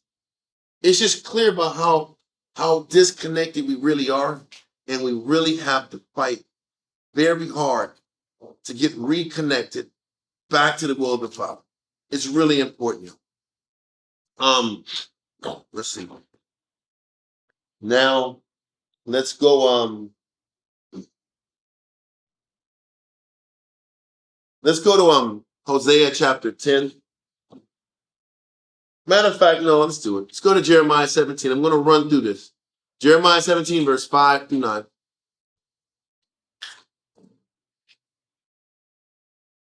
Yeah. Just listen, that's the next one after this one's done. This is the whole 2 or 3 piece right now. This is 3 pages. But let's go. Let's read that. Jeremiah 17, verse 5. Read on. Thus saith the Most High, cursed be the man that trusteth in man. So you're cursed when you trust in yourself. You're cursed when you trust in how you think and how you feel in your carnal instincts. Read on. And Because even when counselors and leaders are trusting in themselves, they're really not trusting in themselves. When we're sitting back here responsible for the body of Christ, I'm not leaning on my senses and my feelings. I'm leaning on counsel.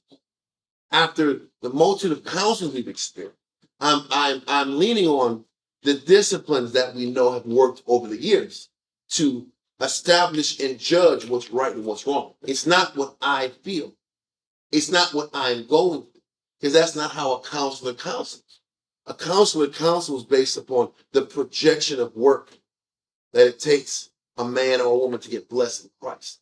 And it were predicated on works and a commitment that we've seen that's tried and true before we counsel other people. So you're cursed when you trust in how you feel or what you've learned in the world. That doesn't teach you how to operate in this realm.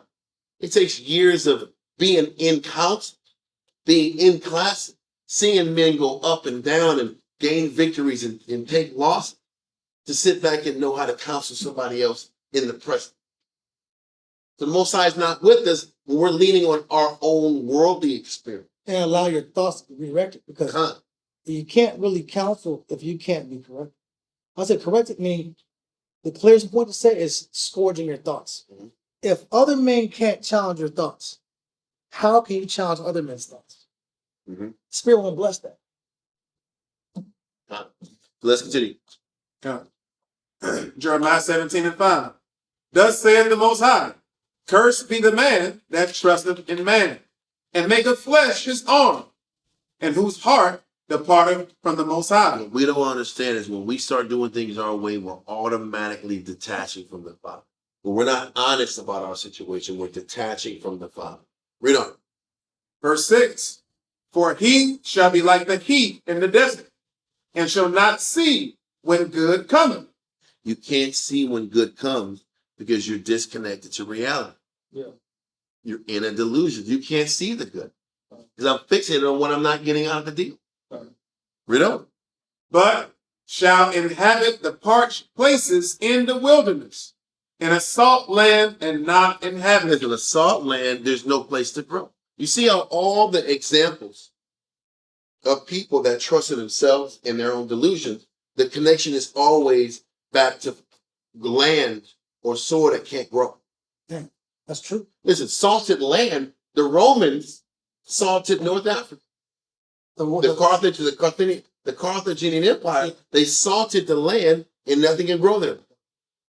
That's how they break a country. They broke Carthage. Yeah, that's how they break. They salt the land so nothing can grow anymore. That makes sense. So what he's saying is, when you sit back and follow how you feel and think, your existence, you can't grow. You're salting your own blessing. You're salting your ability to grow down the line because you choose your delusion. And then people will leave and choose the world because there's no blessings in this realm. But there's no blessing in this realm because you salted your own land with your own lies, the delusions that you choose. He made you feel the desert. God, That's scary as hell. You are self-sabotaging yourself. And then you're depressed that your land is sabotaged. Thinking it's the Lord that did it, but you did it. Because you're the liar. That's made. Read on. Verse 7. Blessed is the man that trusteth in the Most High, and whose hope the Most High is. Because when your hope is in the Lord, you've given up control. And you've learned to wait. Because waiting is also connected with being humble and honest. Because to be honest, I don't have control over my condition. Didn't Christ say, how many of you guys can change one cubit to your stature? Yeah. How many of us sit back and live by that scripture? How many of us realize because I chose to serve the Most High, I don't have control over how, when, and how much I get blessed in my life. That is the aspect of serving the Most High that is very hard for people to accept. It's not about you doing anything to change your condition. The only thing you have power over is your humility, your discipline, your abstinence, and your willingness to break what's inside of you. That's what you have control of. Not adding to your stature, to your circumstance, to your life, to your comfort. You don't have that.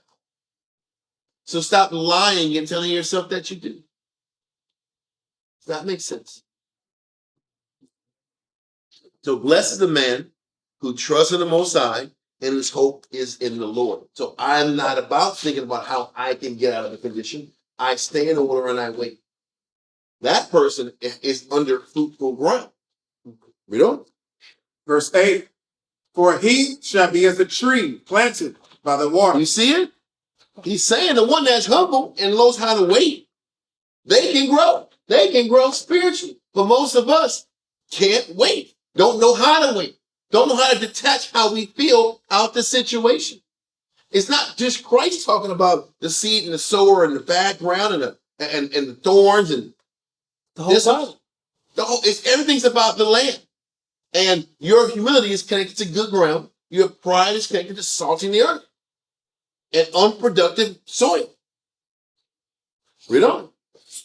For he shall be as a tree planted by the waters, and that spreadeth out her roots by the river. I mean, it's not going anywhere. When you stay humble, you're limitless in your ability to grow. When you maintain the ability to follow and serve, your growth is limitless. When you choose not to serve, you're salting your own land. You're destroying the capacity that you as a man or woman can grow in Christ. This is why there's so many dead-ass spirited men in the truth. And you'll see them at gatherings, dead as hell, like zombies out with no spirit to them. Or you'll see guys that was in the powerhouse in the truth, they're sitting back here Catholic now. And what the hell is going on here? How are you Catholic after you was in the truth growing with massive rank? Now you're sitting back here hanging out with bishops? Like that's cool. Knowing the message is 1,000% dead. That's scary. That means your spiritual soil is purely soft. And ain't nothing, it's never going to grow back up. Some guys going hard and saying that we're Egyptian. That's happened plenty of times. The Egyptians or your what do you call it? What's that? Moors. The Moors. Moors? Listen, I thought Moors were for black people only. I didn't know Moors were for like is it Christ. I didn't know that. Now I know. You learn something every day. I didn't know that Moors could be non-black. But there's people that leave the truth and become like is correct Moors. I'm like, what? Couldn't you find something else? That's unbelievable. Listen, you might as well do some Che Guevara stuff or some like anyway, whatever. Because I don't get it, bro. I don't get people. But what I do know is when you start living that delusion, Most High takes that spirit from you. And there's nothing spiritually productive can come from you. So, let me finish that verse a little bit. Next verse. Verse 9. So. Verse 9. The heart is deceitful above all things. Matter of fact, finish verse 8. I'm sorry.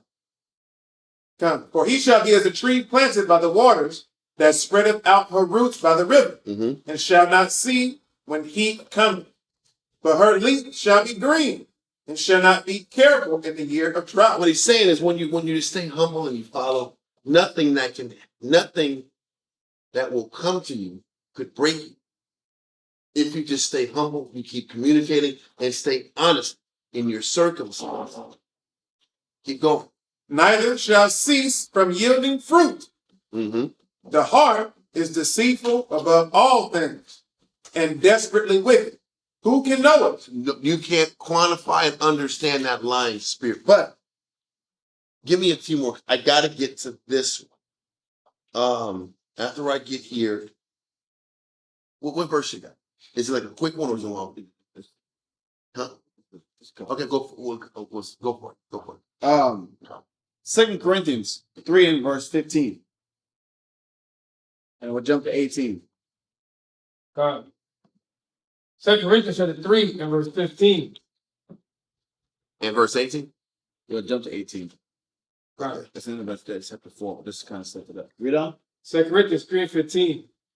But even unto this day, when Moses is read. This is very important because what a war is going into in this deceivable nature we're talking about is a person that can see the scriptures and it's like it's not passing through. It's like it's not being understood. Why is that? Read on. Read from the top again. Come.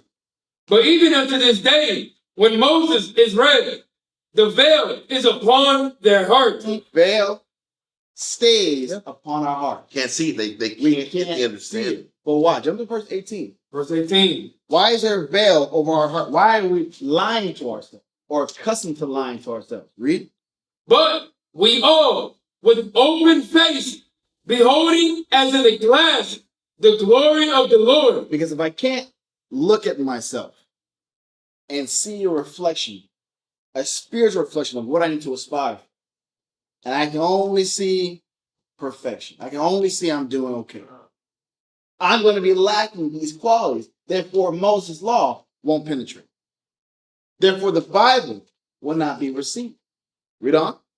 But we all, with open face, beholding as in the glass the glory of the Lord, are changed into the same image from glory to glory. Because a real believer, a honest seed, will see what needs to be worked on and make the change. Therefore, the image they see in the mirror is not the image of the Lord. All that represents It's honesty. is honesty, it's sincerity. You got to say that again, slow it down, because that might go on people's heads. Go over verse 18 again, because what you said in verse 15 was saying that the majority of our people operate and live every day with a veil over. Come. There's something covering There's a veil. their ability to see things clearly. And chapter 4 goes into because that's what a veil does. A Yeah. veil impedes clear sight. Come. Now, Moses wore the veil to make sure that his shine and luster Doesn't affect people. doesn't affect the people. But a veil also blinds the person that has the veil over them. They can't see around them as clearly as they need to. Well, they're saying when you in verse 18, explain verse 18 and how it's in contrast to verse 3. Because verse 18, like in James 1 and 22, is referring to a person that can't see their flaw. Read verse 18 again. Verse 18. But we all, with open face, beholding as in the glass the glory of the Lord. What he's saying, Paul is saying, in contrast to having this veil, we have put ourselves in comparison to Christ and his image and our image. And we've noticed the flaws. Yeah. I've allowed myself, humbled myself to see what needs to be worked on, and I've started the process. That is a separation from someone who gets penetrated or receives the scriptures versus someone who has a veil over their eyes, has a veil over their works. Read on. It says, are changed into the same image from glory to glory, even as by the Spirit of the Lord. But this is the evidence of the Spirit. The evidence of the Spirit can physically be seen. The evidence of the Spirit is you no longer make the same mistakes anymore. You no longer talk the same way anymore. You no longer are the same person I knew X amount of time ago. Bro. Keep reading chapter. It goes into. Well, listen, on that point, You got to finish. You got to finish. okay, so you're going to chapter 4 then. Yes, it's right here. Okay, well, I thought it was stopped. No. Chapter 4 in 2 Corinthians. I knew it, man. I knew it. But 2 Corinthians chapter 4 and verse 1. And keep reading, yeah. Therefore, seeing we have this ministry, as we have received mercy, we faint not. Says the mercy is I get the opportunity to see myself in the mirror. We were allowed, but the beauty is no, goodness. the beauty is the Most High lets me see I'm flawed. He lets me see. I How don't many have to people can accept that, though? God. The beauty is to be able to see your flaws, That's the to gift. be able to see what you're not bringing to the table. That is a gift. That's the greatest thing you can get. There's a lot of people Man. that cannot see. They need more work in the spirit. Because they don't want to see. They don't want to see what this is why so many people can't value the truth. Because they don't want the truth. Come. They don't want the truth. Keep going. And you know it's a choice because what does verse 2 say? Verse 2. But have renounced the hidden things of dishonesty. To get to this point, And to be able to see clearly the glory of the Lord, You have to renounce the hidden things of dishonor. Kind of. Which is your pride, Honor. which is your opinion, The liar, just the liar. which is the person you created in your head. I remember when I was a kid. I had a diary with the kid book. It was like a journal. Yeah. Like a personal Yeah. journal. Yeah. It was like in the journal it asked, okay, write 3 things you want to do, 3 things you want to be when you grow up. And this is not a lie. I know where this book is at. I said, I want to marry Izachite. I said I want a mansion, and I want to be an MLB superstar. Those are the 3 things I had written. I accomplished one of those things. But the other 2, the millions and the mansion, I have not accomplished. I had to erase this image of who I thought I was going to be and understand my life is going to be a Bible teacher. That's Kobe Bryant's life. That's what's going on, man. I know I got it somewhere. You got a mother mentality, huh? At the Mama mentality. But without being 6'6". Yeah. I didn't have the height. But the point is, that wasn't my reality. There's a lot of people to this day that still live in fantasy world. Whether that be this, they still think they're a good person. Yeah. Because they can fake it. They still think they're a nice person because they can be nice when they want to. They think they're a genuine person because They keep it real. They keep it but they're real. really disrespectful. They're rude and disrespectful people. They're not like be keeping it real. Because if you're keeping it real, you'll acknowledge that you're rude and You're real about you. When you're real, If you're real, you accept the fact that you're just a rude person. You're just a mean person. you know. That's the real. Not the fact that you say rude things, is that you are rude.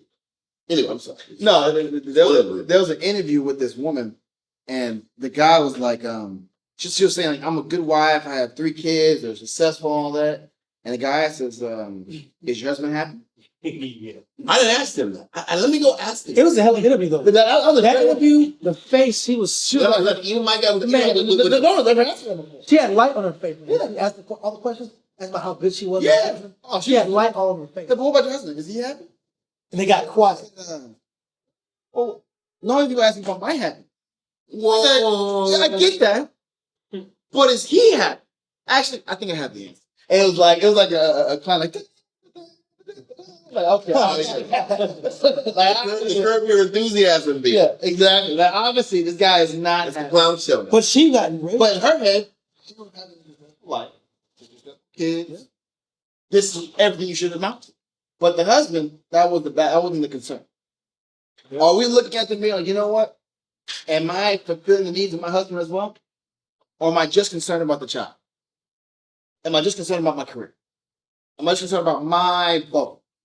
These are real questions that a honest person would ask himself. Read it from top again, verse 2. 2 Corinthians chapter 4 and verse 2. But have renounced the hidden things of dishonesty, Read.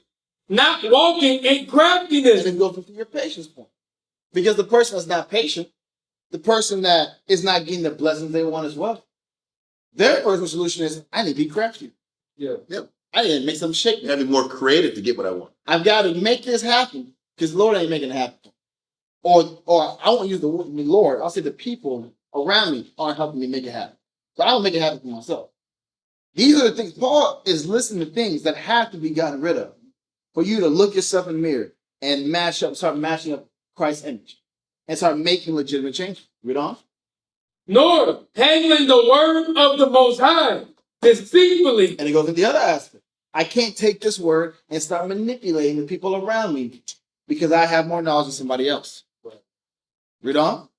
But by manifestation of the truth, commending ourselves to every man's conscience in the sight of the Most High. It says, my job, our job, is to make sure that my example, my consistency, my sincerity can be seen by everyone else around me.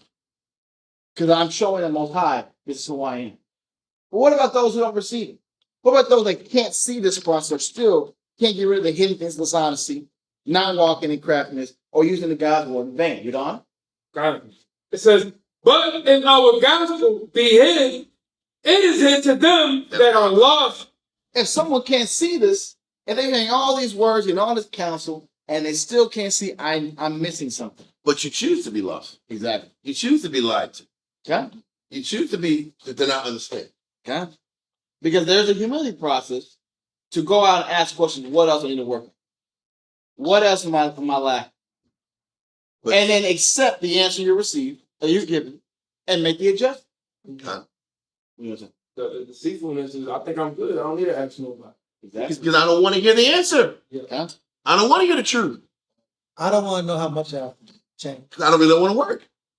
You understand? Verse 4. Verse 4. In whom the God of this world hath blinded the minds of them which believe not. All he's done is fed the seed that was already there. Satan. All Satan has done. The God of this world is going to feed your conscience. Listen.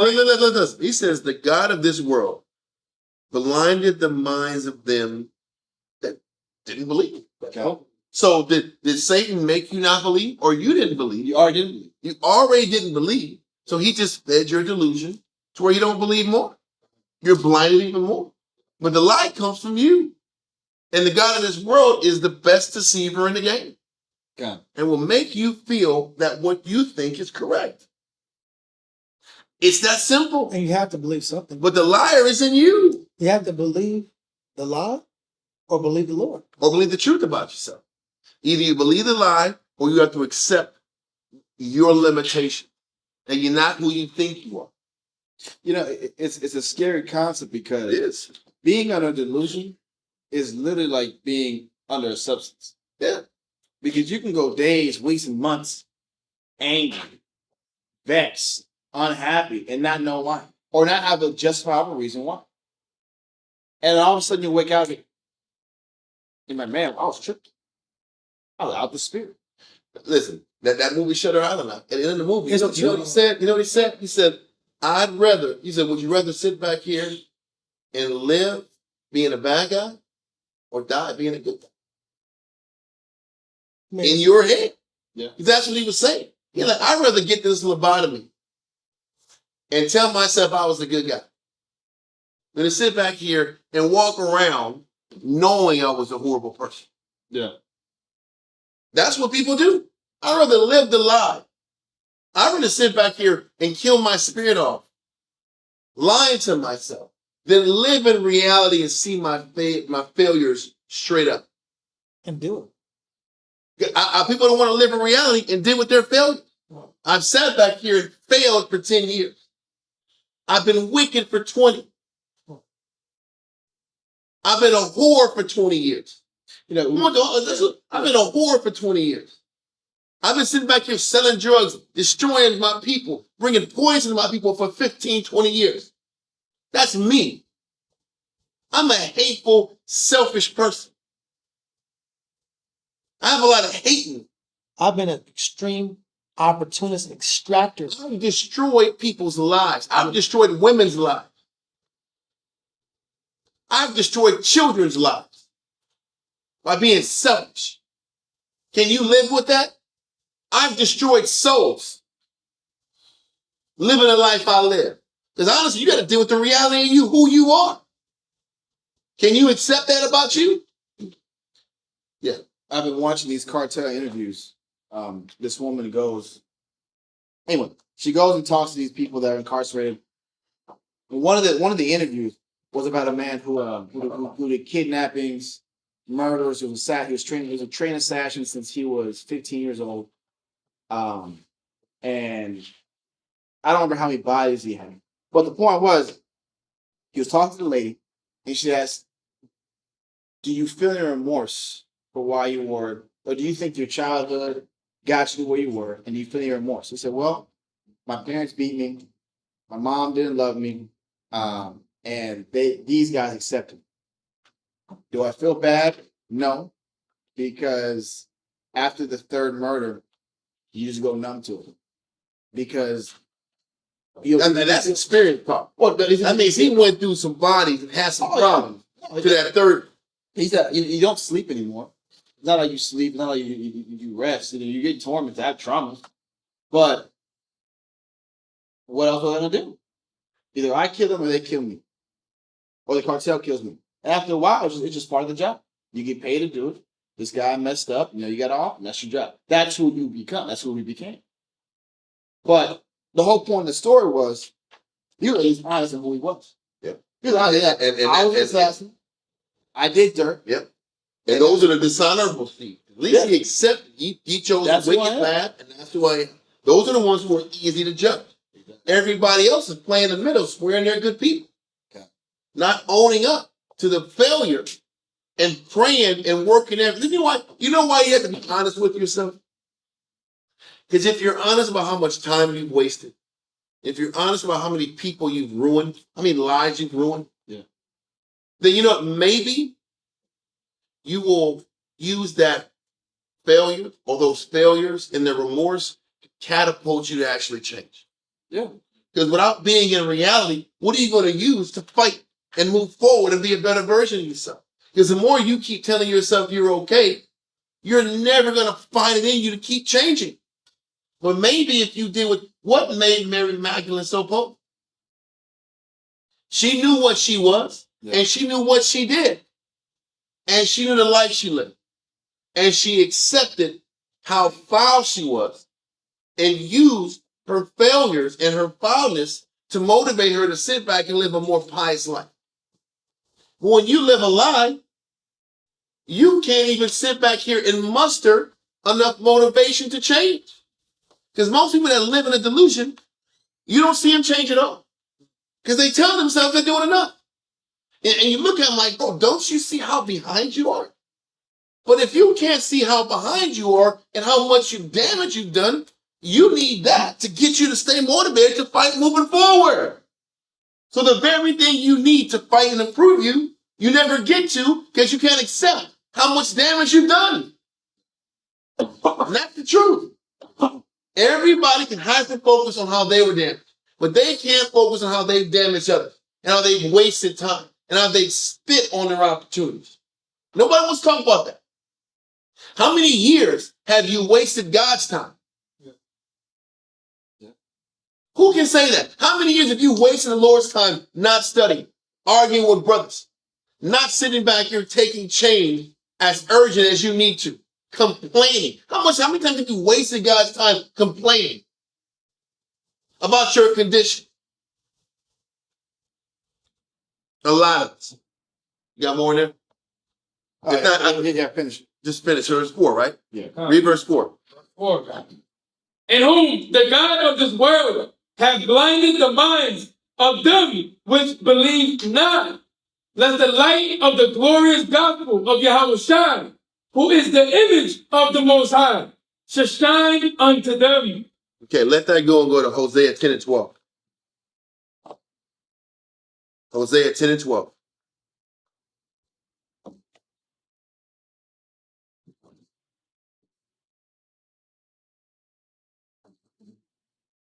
Read that.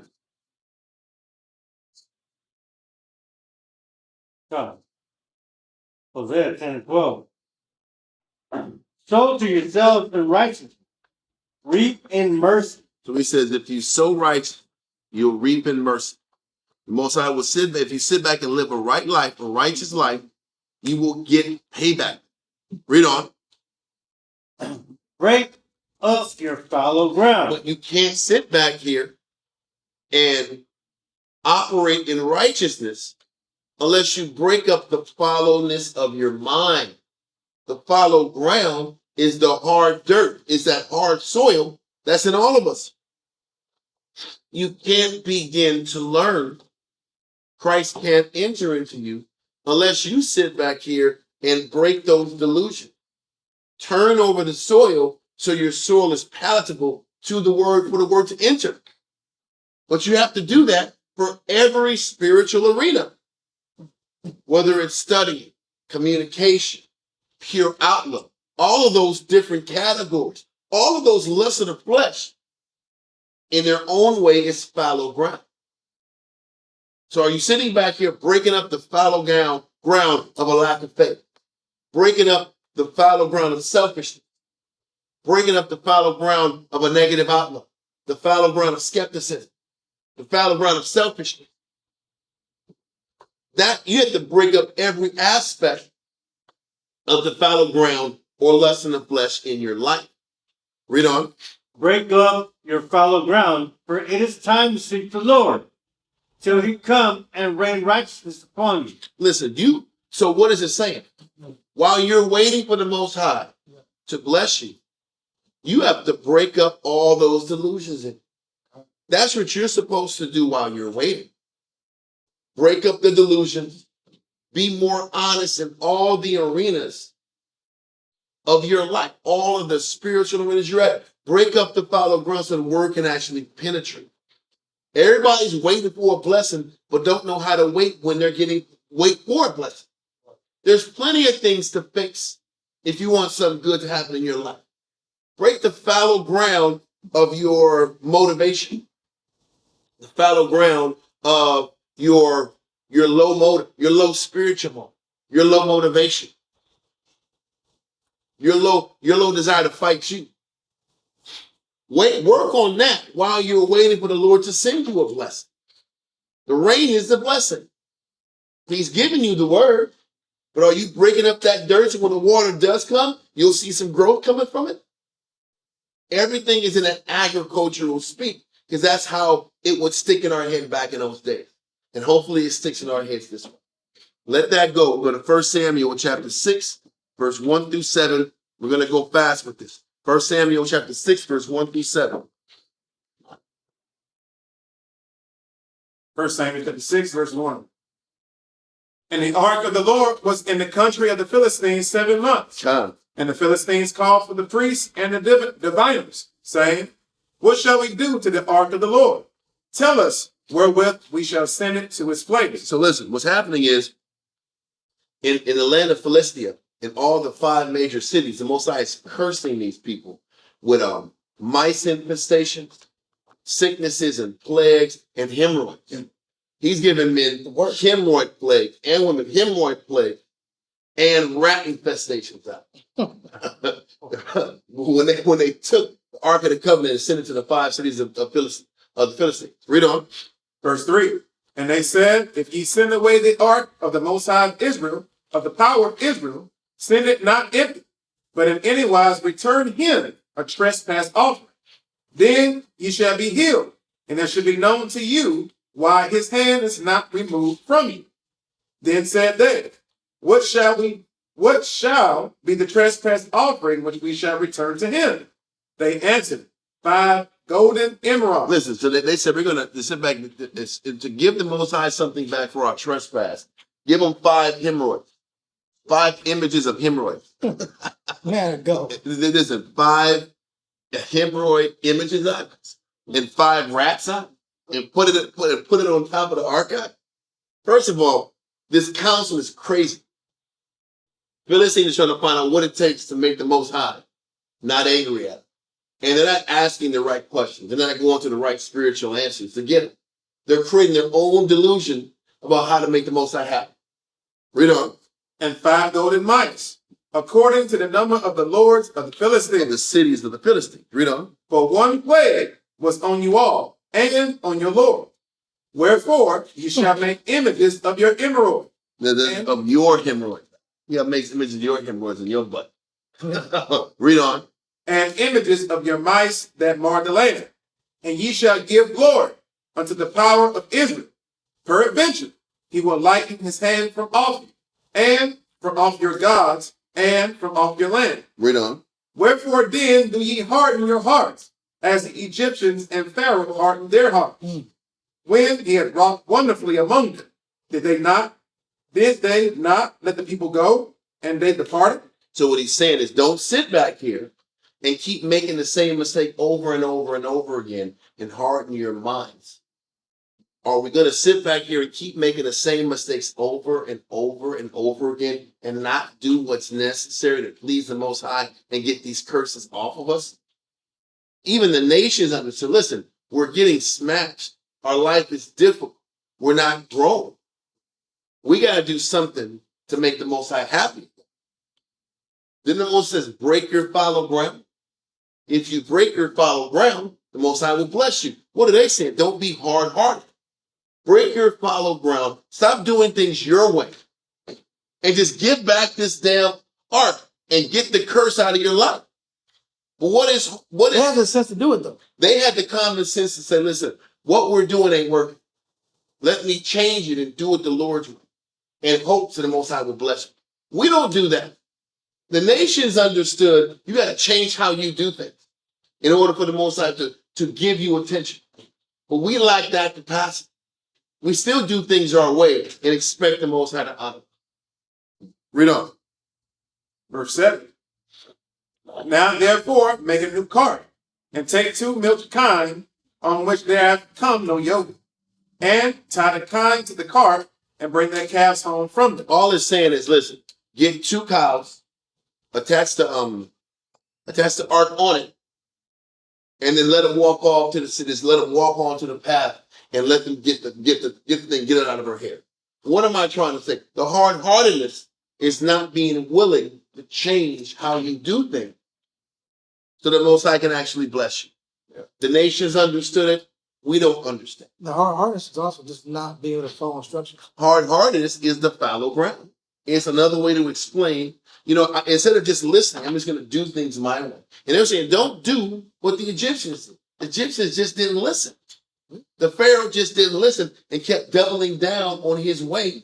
And more people suffered accordingly. This is us. We were no different. The more we hard our heart, we keep our ground fallow and hard. The more we make our life and our loved ones and make everybody's life miserable because we don't listen. If a brother don't lock in and he gets cursed, the wife and the children suffer. When a wife don't want to lock in and she's proud and don't listen, guess what? She's losing jobs, the house suffers. Right or wrong?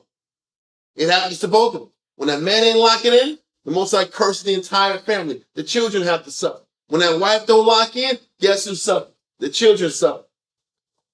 So you're going to sit back here and keep letting your entire family suffer because you don't want to listen? Is that what you want to keep doing? How did it feel when you didn't listen the first time and your children suffer?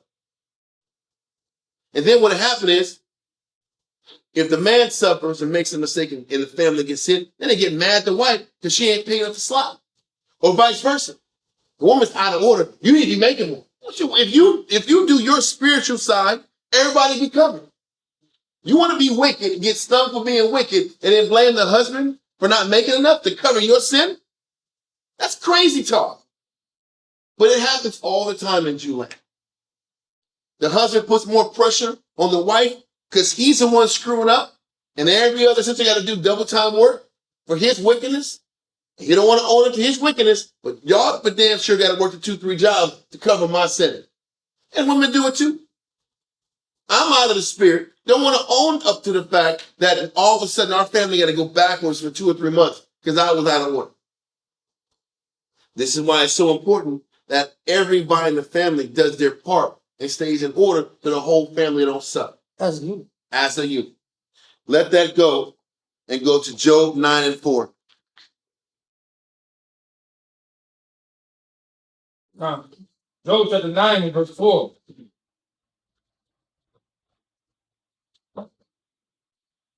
Says, he is wise in heart and mighty in strength. Who hath hardened himself against him? Who that what? Hold on a second. Who that what? He said he that what? It says, he is wise in heart and mighty in strength. Who have hardened himself against him and have prospered? Who prospers that doesn't listen and make the adjustments? Who prospers who doesn't sit back here and make the necessary adjustments? You don't prosper if you harden yourself. That's what he's saying. If you harden your mind, harden your way of looking at things, you're not going to prosper. But that's the answer to why we don't prosper. I know. Because that ground is still fallow. And you said fallow ground represents Hardened the ground. lust of flesh that we don't deal with, that we ignore. And on top of that, connected with that, is also the lack of the ability to follow instruction. So therefore, our lust of the flesh is why you don't follow instruction. My pride is why I don't Because I follow instruction. refuse to change the necessary things inside of me. My slothfulness is why I don't follow instruction. I don't want to deal with slothfulness so I can follow instruction. Okay? I don't want to deal with the anger so I can follow instruction. Okay? So I'm hardening my heart. So the more I don't change, I'm going to prosper less. Read it from the top. Job chapter 9 and verse 4. He is wise in heart and mighty in strength. Who hath hardened himself against him and have prospered? That's why your prayers don't get blessed, because you're not changing. So when you hard to do things your way, don't expect to get blessed and considered. It's just not going to happen. Let that verse and go to Proverbs 28 and verse 14.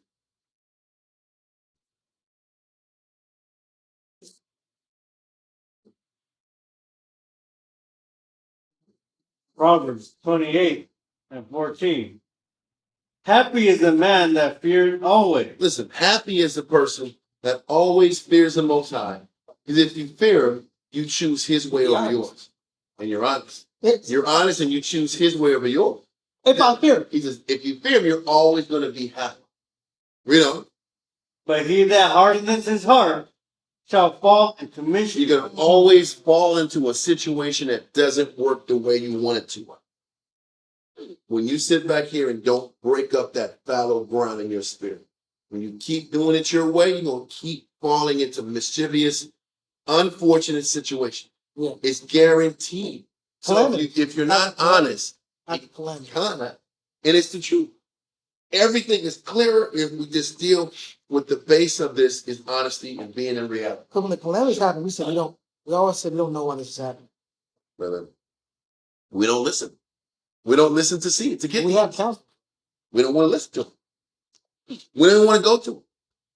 And we're not honest. The problem is either you don't go to them at all, or you go to them and you're not honest about the issue.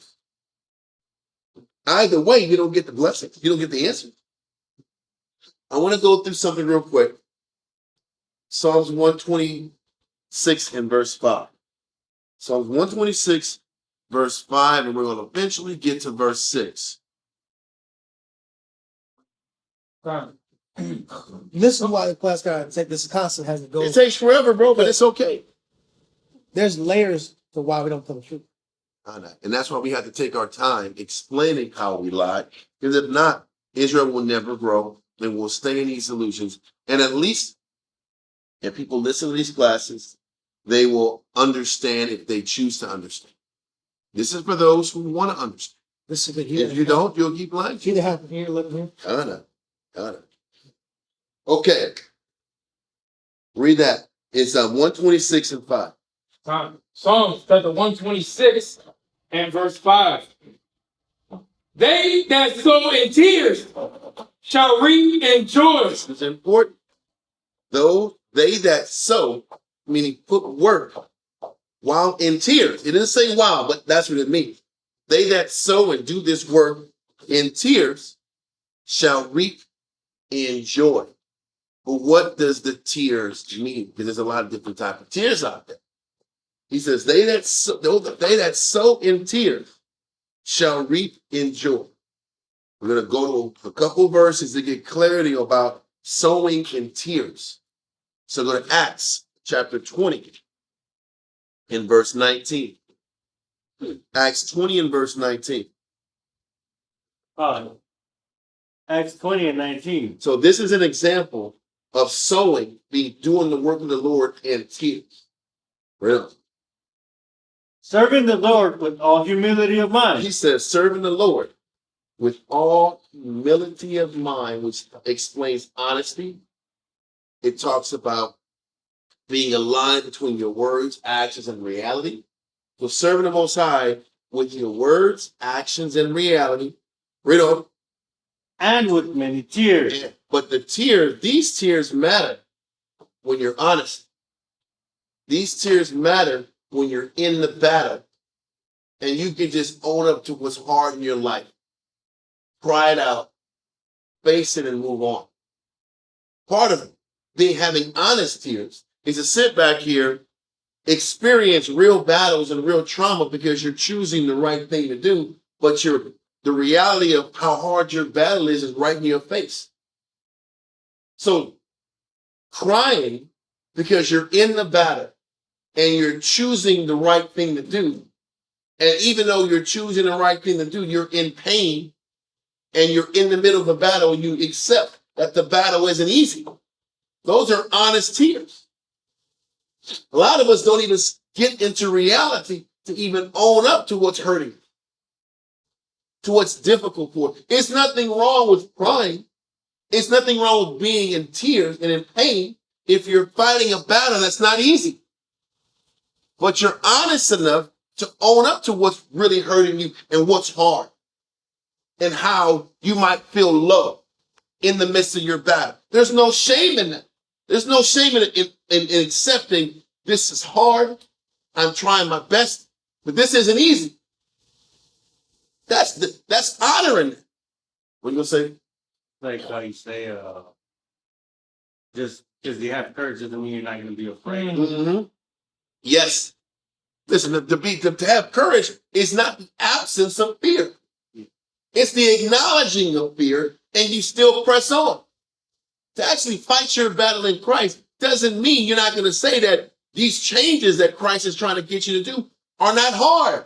It's hard to be humble.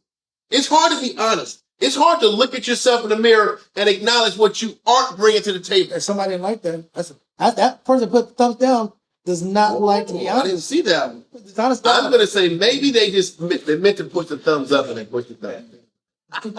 How can you thumbs down honesty? That's crazy. You gotta be dishonest to do that.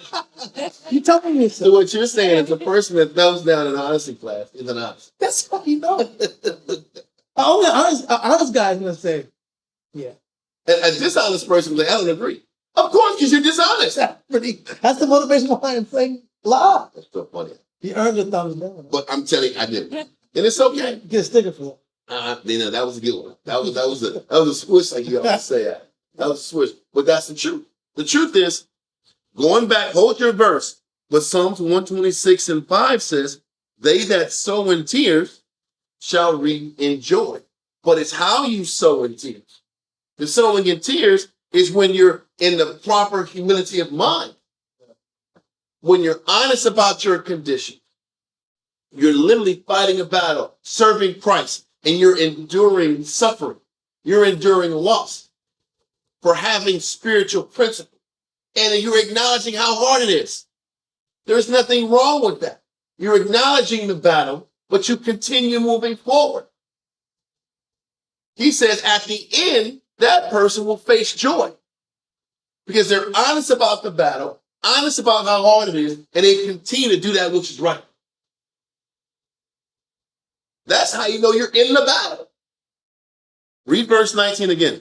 Acts 20:19. Serving the Lord with all humility of mind and with many tears and temptation. So he's saying when you're in the middle of your battle, you're going to be faced with the temptation of quitting, running from your battle, running from the challenge. But you don't. You don't feed the temptation. You acknowledge the pain. You acknowledge how hard it is, and you continue moving forward. Read on. Which befell me by the lying in wait of the Jews. So he said he was afraid for his life for doing the word of the Lord. And he acknowledged the fact that he was afraid for his life doing the word of the Lord through his tears. Through his tears and not owning up to the fact. Listen, you know, part of being honest and being humble of mind is to own up to what your flesh is telling you. Yeah. How many people sit back in the midst of their battle, own up and say, man, I want to leave. My flesh wants me to quit. My flesh wants me to sit back and tap back into this drugs. My flesh wants me to sit back and take a step back and go wrong. My flesh wants me to sit back here and feed my lust. But I'm not going to do it.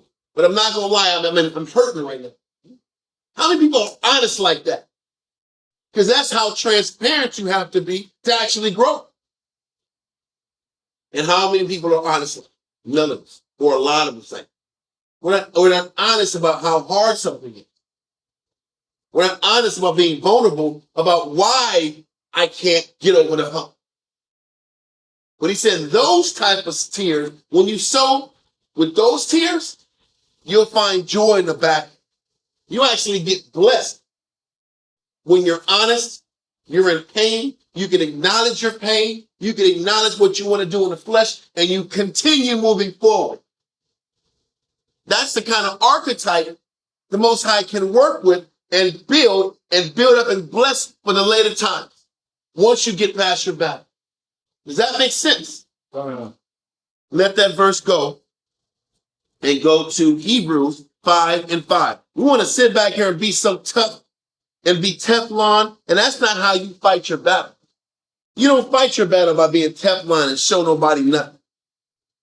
Most I said everybody's supposed to have a counsel. So what does that mean? You gotta sit back and cry on somebody's shoulder and be honest about how vulnerable you are. Because when you're really fighting your battle, you are vulnerable. You are afraid. You do want to break down in tears when you're really fighting. And if you ain't felt that, it's because you've been lying. And you haven't been honest. When you're in the middle of a battle and you're trying and you're failing and you're overwhelmed with doubt, concerns, if you're able to do it, if you understand what fighting a battle really is, you will understand what tears looks like. Honest tears looks like. Tears in the middle of your battle, what it really looks like when you're fighting real issues. Read that. Hebrews chapter 5 and verse 5.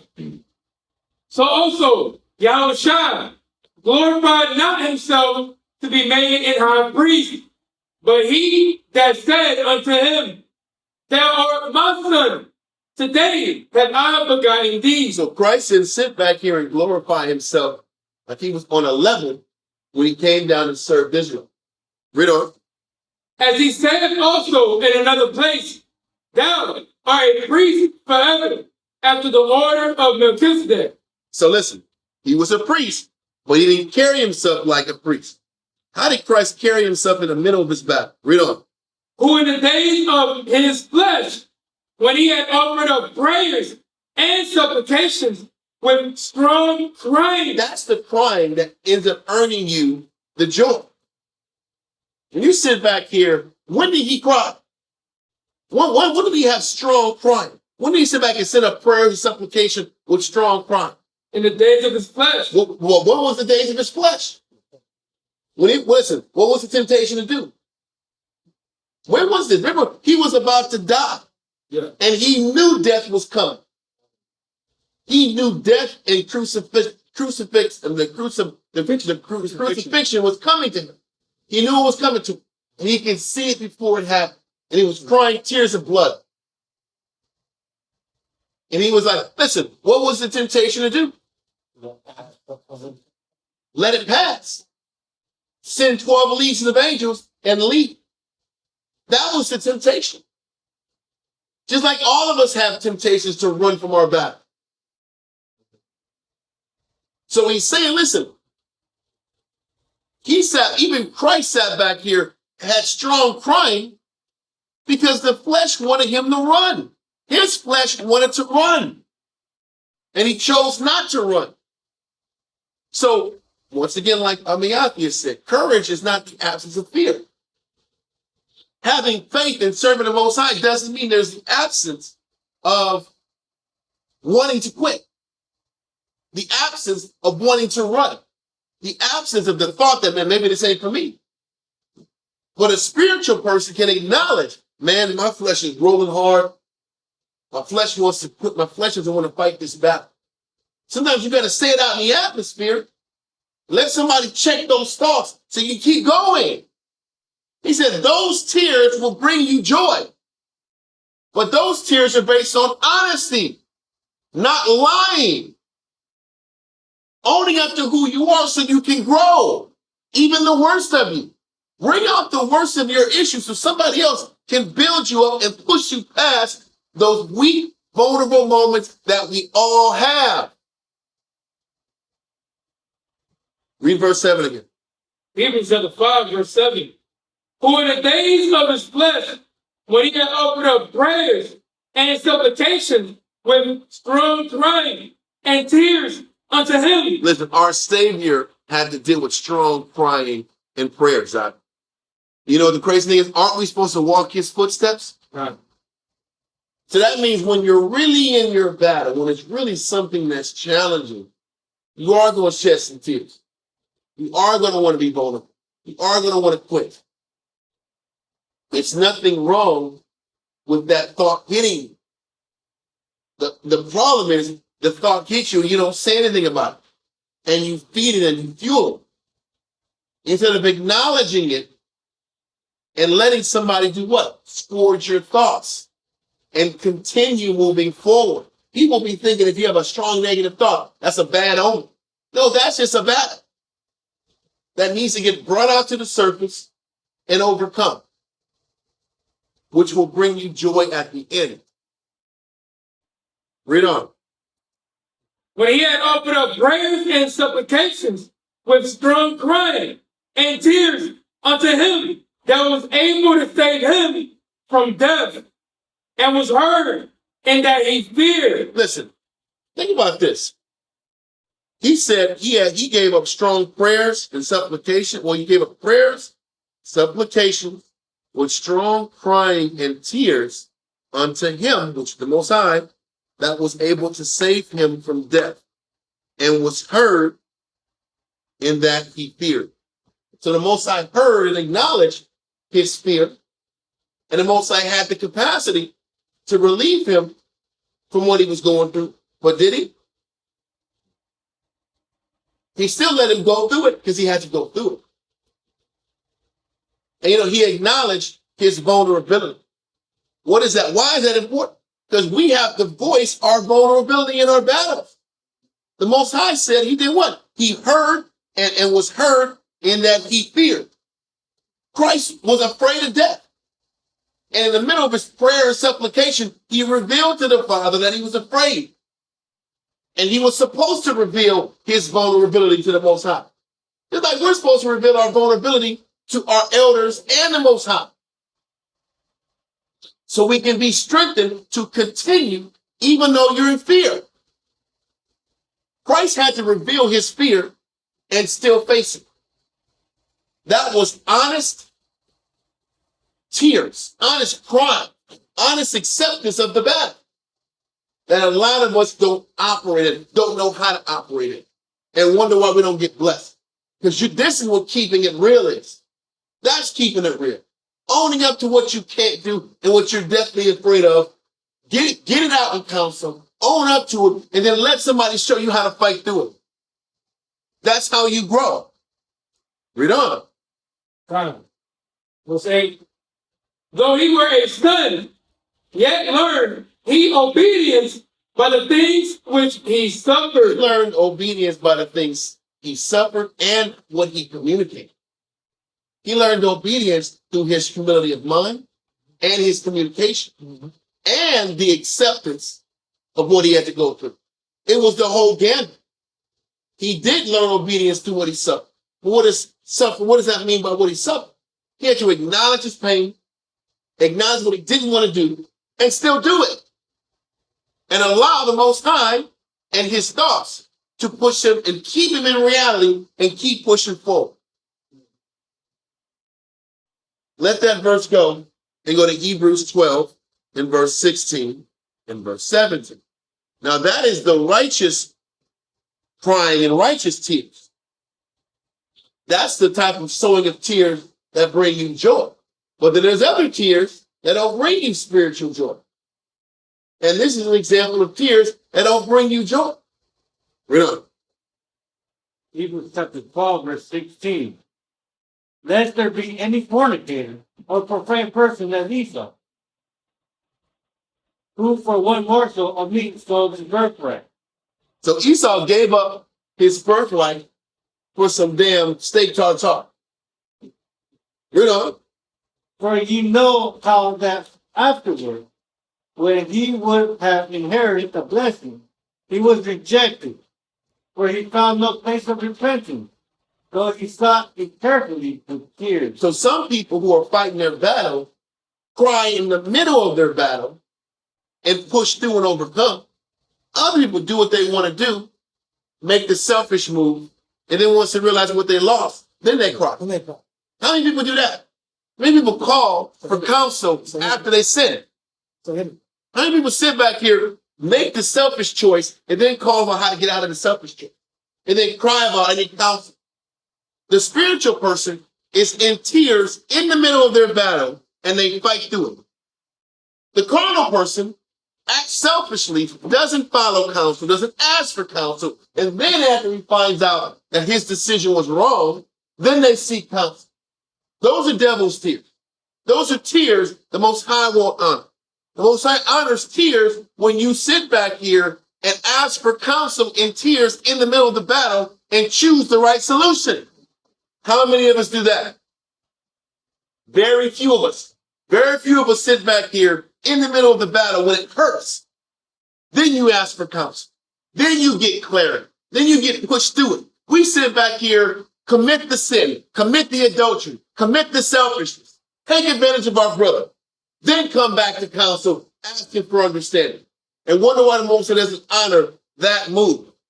Then the tears aren't going to be listened to. The prayers won't be considered. Because it's when you cry, it's when you pray, it's when you stay humble is what counts. Does that make sense? It's a strong point. Let that go, bro. That's rarely said though. I know. That's a rare point because it's always the idea, especially in Tyler Perry movies. Oh my goodness. People just gonna the black drama movie. It's always this calamity that everybody has to run from. Yeah. And then It's too late. And then the end of the It's movie. too late after you sin and you want God's attention. Yeah. But that's the Tyler Perry. He gets a lot of money off this play right now. Because everybody, they play the music, and they get the dramatic speech, and then they pray, and then all of a sudden something changes, and there's a good conclusion, and everybody wants to be happy, and I'll watch the next movie when he drops in the movie. But we do the same thing in our real life. Good. We have the calamity We have that we tears. started. He said we're supposed to sow in tears. I'm not even talking about that we started. We sow in tears. We do this work. We face tearful decisions, painful, uncomfortable decisions. And when you're in the middle of the battle, do you sit back here and confess it? Confess your pain, confess your dilemma, and then fix it then and get rewarded with joy afterwards? Or are you faced with dilemmas, choose your method, things don't work out, now you want to talk. And you wonder why the Lord doesn't follow that and back that. That's the story of Israel's life. So with that concept, go back to Psalms 126 and verse 6. Read verse 5 and 6 in Psalms 126. Psalms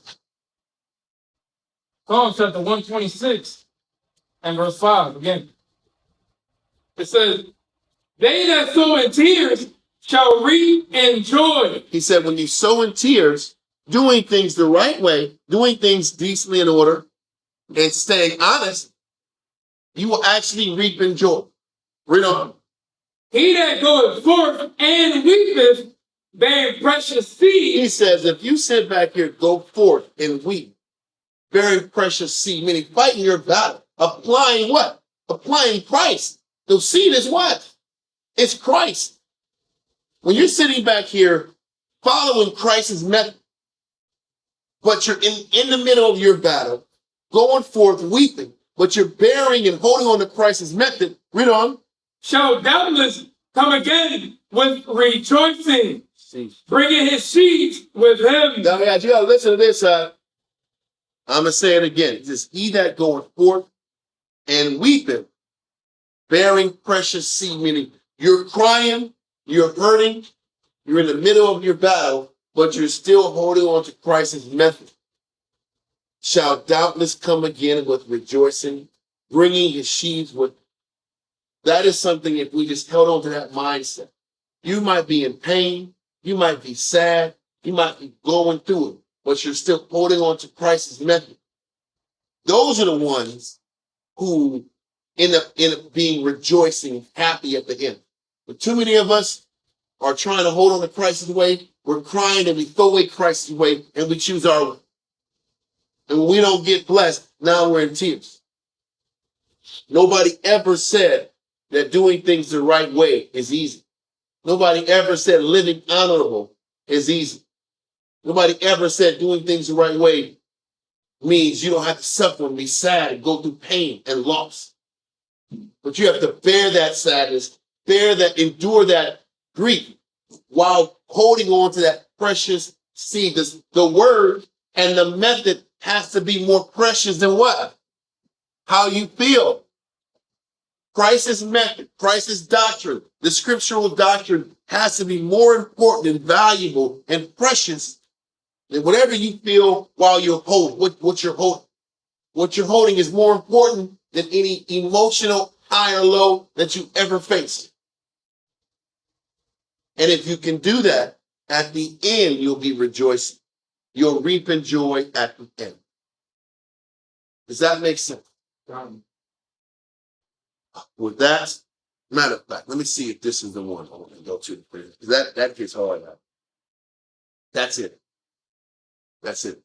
You have any questions? I don't know if you heard this. That last one was the monster. Read it again. I want him to hear it. Read it again. Read verse 6. Psalm chapter 126 and verse 6. We're going to finish it off with this. Read that. He that doeth forth and So weepeth. he's saying the person that's walking this path, who's weeping, is going through the battle, is hurting. He's dealing with sadness. He's dealing with the growing pains of doing things the right way and suffering behind him. Read on. Bearing precious seed. Bearing precious seed.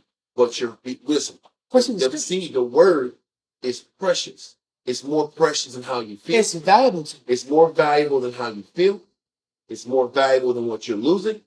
It's more valuable than what you're going through. You know it's valuable because You're crying, you're in pain, and you're still holding it. Yeah, I'm still holding on. How many people will let go of something if it's hurting them? Or if it's uncomfortable? But the fact that you're still holding it shows you value that over how you feel. And if you show the Most High that, read on. It says, shall doubtless. Meaning shall no doubt. It's guaranteed. Read on.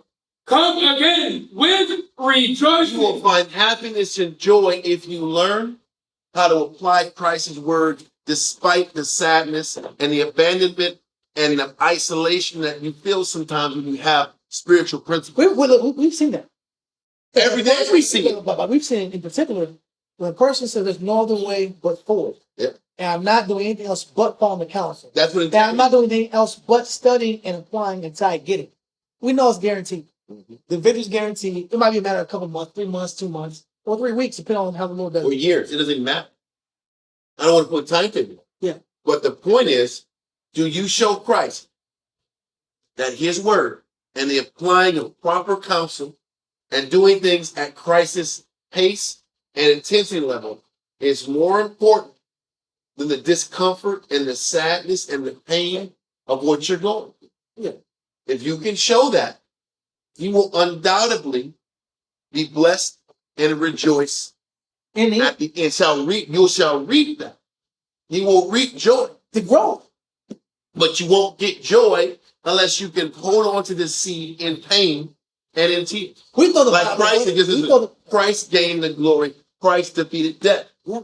He defeated death, not because he didn't die, but because he maintained his integrity to the very end and didn't let go of the word despite what he was going to lose. He stuck to the spiritual premise, the spiritual method, the And spiritual. this is what sisters and brothers have to do in their journey for the Lord. Whatever you're going through doesn't matter as much as you holding on to your spiritual integrity and Christ's word. You understand? But you have to be honest. And you have to have humility of mind, even be in this space to understand this the right way.